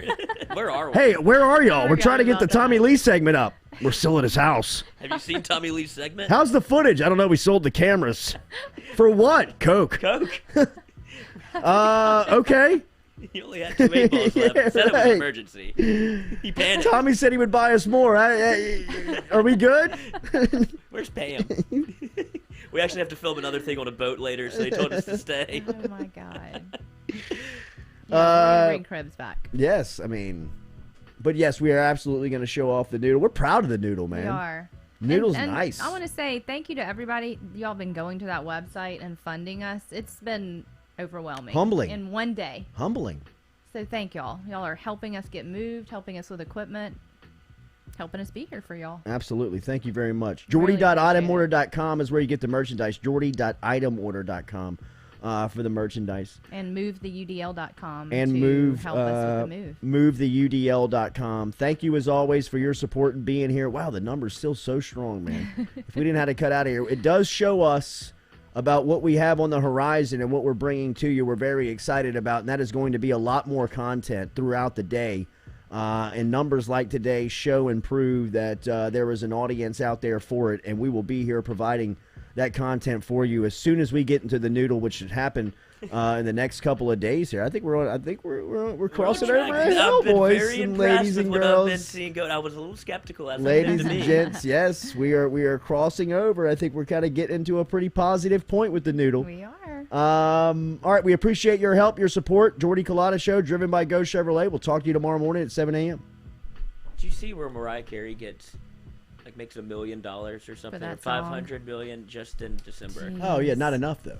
Not You don't think it's enough? I mean, think about how many times you've heard that song already Yeah. up to this point. I mean, I feel like everywhere I go, Mariah Carey It's is the the background. song. It is She's the the background. I mean, When will that go away? now I don't know if it will. That's what I was I don't thinking. know I if think it will. Is that the I don't theme know. of Christmas? I mean, if you think about that, kids love that song. Yeah. Still. So they're going to grow up Yeah. loving that song, and when they start hosting their own parties as adults, they're going to be playing. This Right. might be That the song. longest tenured song of all time. If Christmas is always around the song, it seems like to always Christmas run with is it. always around. Where's it going? I mean, like, I don't know. think You saw about, my takes on Christmas in the text. but I mean, serious. think about the Bing Crosby right? Yeah. That's Christmas forever. song. I mean, how long has that? Yeah, it was that's like longer, early clearly. 50s. That it may be earlier than that. And that's my favorite album. Is the What's the Rat Tat longest one. going Christmas song right now? It's got to be that one, right? Silent Night. I mean, who wrote that? No, I'm talking about like one verse, like Bing Crosby's White Christmas. Oh, okay. Like you have heard, I'd imagine like my grandparents heard that when they were kids. My grandmother sure. was alive. Or like my my parents definitely did when they were growing up, they were hearing that. Yeah. Right? Like I'm hearing that. I heard that growing up. My kid hears that growing up. Yes. Right? So I mean like when my kids will hear that growing up. Yes. So, I mean, like that, what's the longest lasting music song, Christmas song, in the rotation? Because at some point, I think that Mariah Carey's, like it'll still be playing 60 years from now. It says longest Christmas #1 was Earth Song by Michael Jackson. I don't even know that. I don't even know what that song one. is that? I don't even know. Just shows you probably the power of Mike at the time. It was probably the Yeah. 80s. They probably kept him #1 for the entire 80s. Yeah.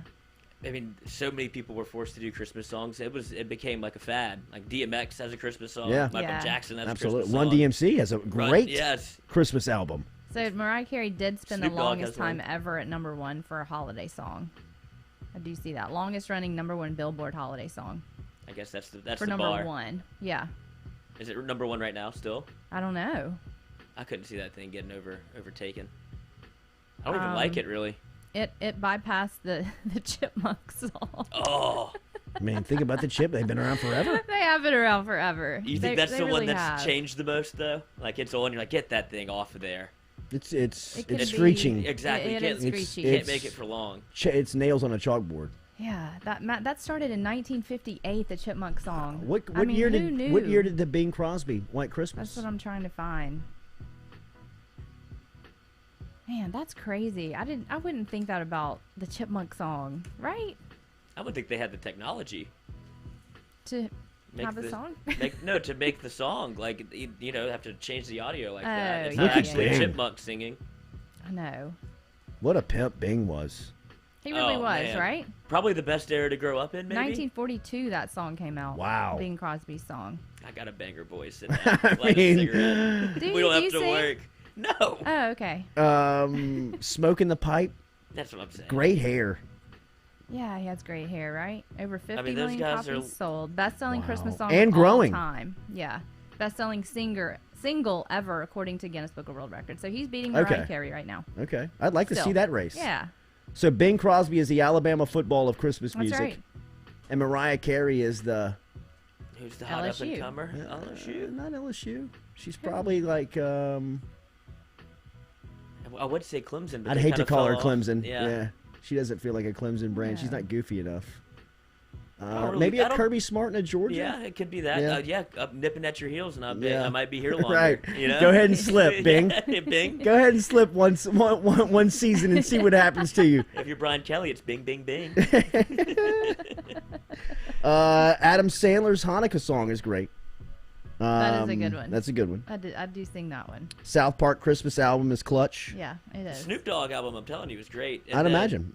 Yeah. Tyler the Creator has a great. He did The Grinch, like the that's animated one. right. He did the soundtrack, and it's actually very good. Yeah. It's fun listen.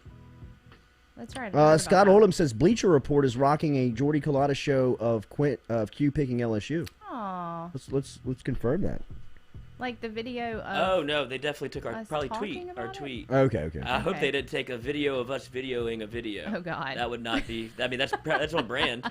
It is on brand. MP, are y'all trying to get people to stop watching? Kind of. Well, we were actually just signing off. We can't get out of here. We were can't signing leave. off, and then we started talking about Christmas songs. Right, we're the cousins that say we're leaving, but we sit down. are. Every time you say, all right, thanks, everybody, driven and powered by Go Chevrolet, and then we're like, wait, what about Mariah Carey's Christmas song? Grab your coat and your hat and sit down. And I leave. thought you were leaving. That's really It is like that. I was, but we started talking about Mariah. We hate to leave y'all. All right, we're really leaving. I have We a meeting really at are. 10 We a.m. really do have to go. Have a great day. Did y'all see? No.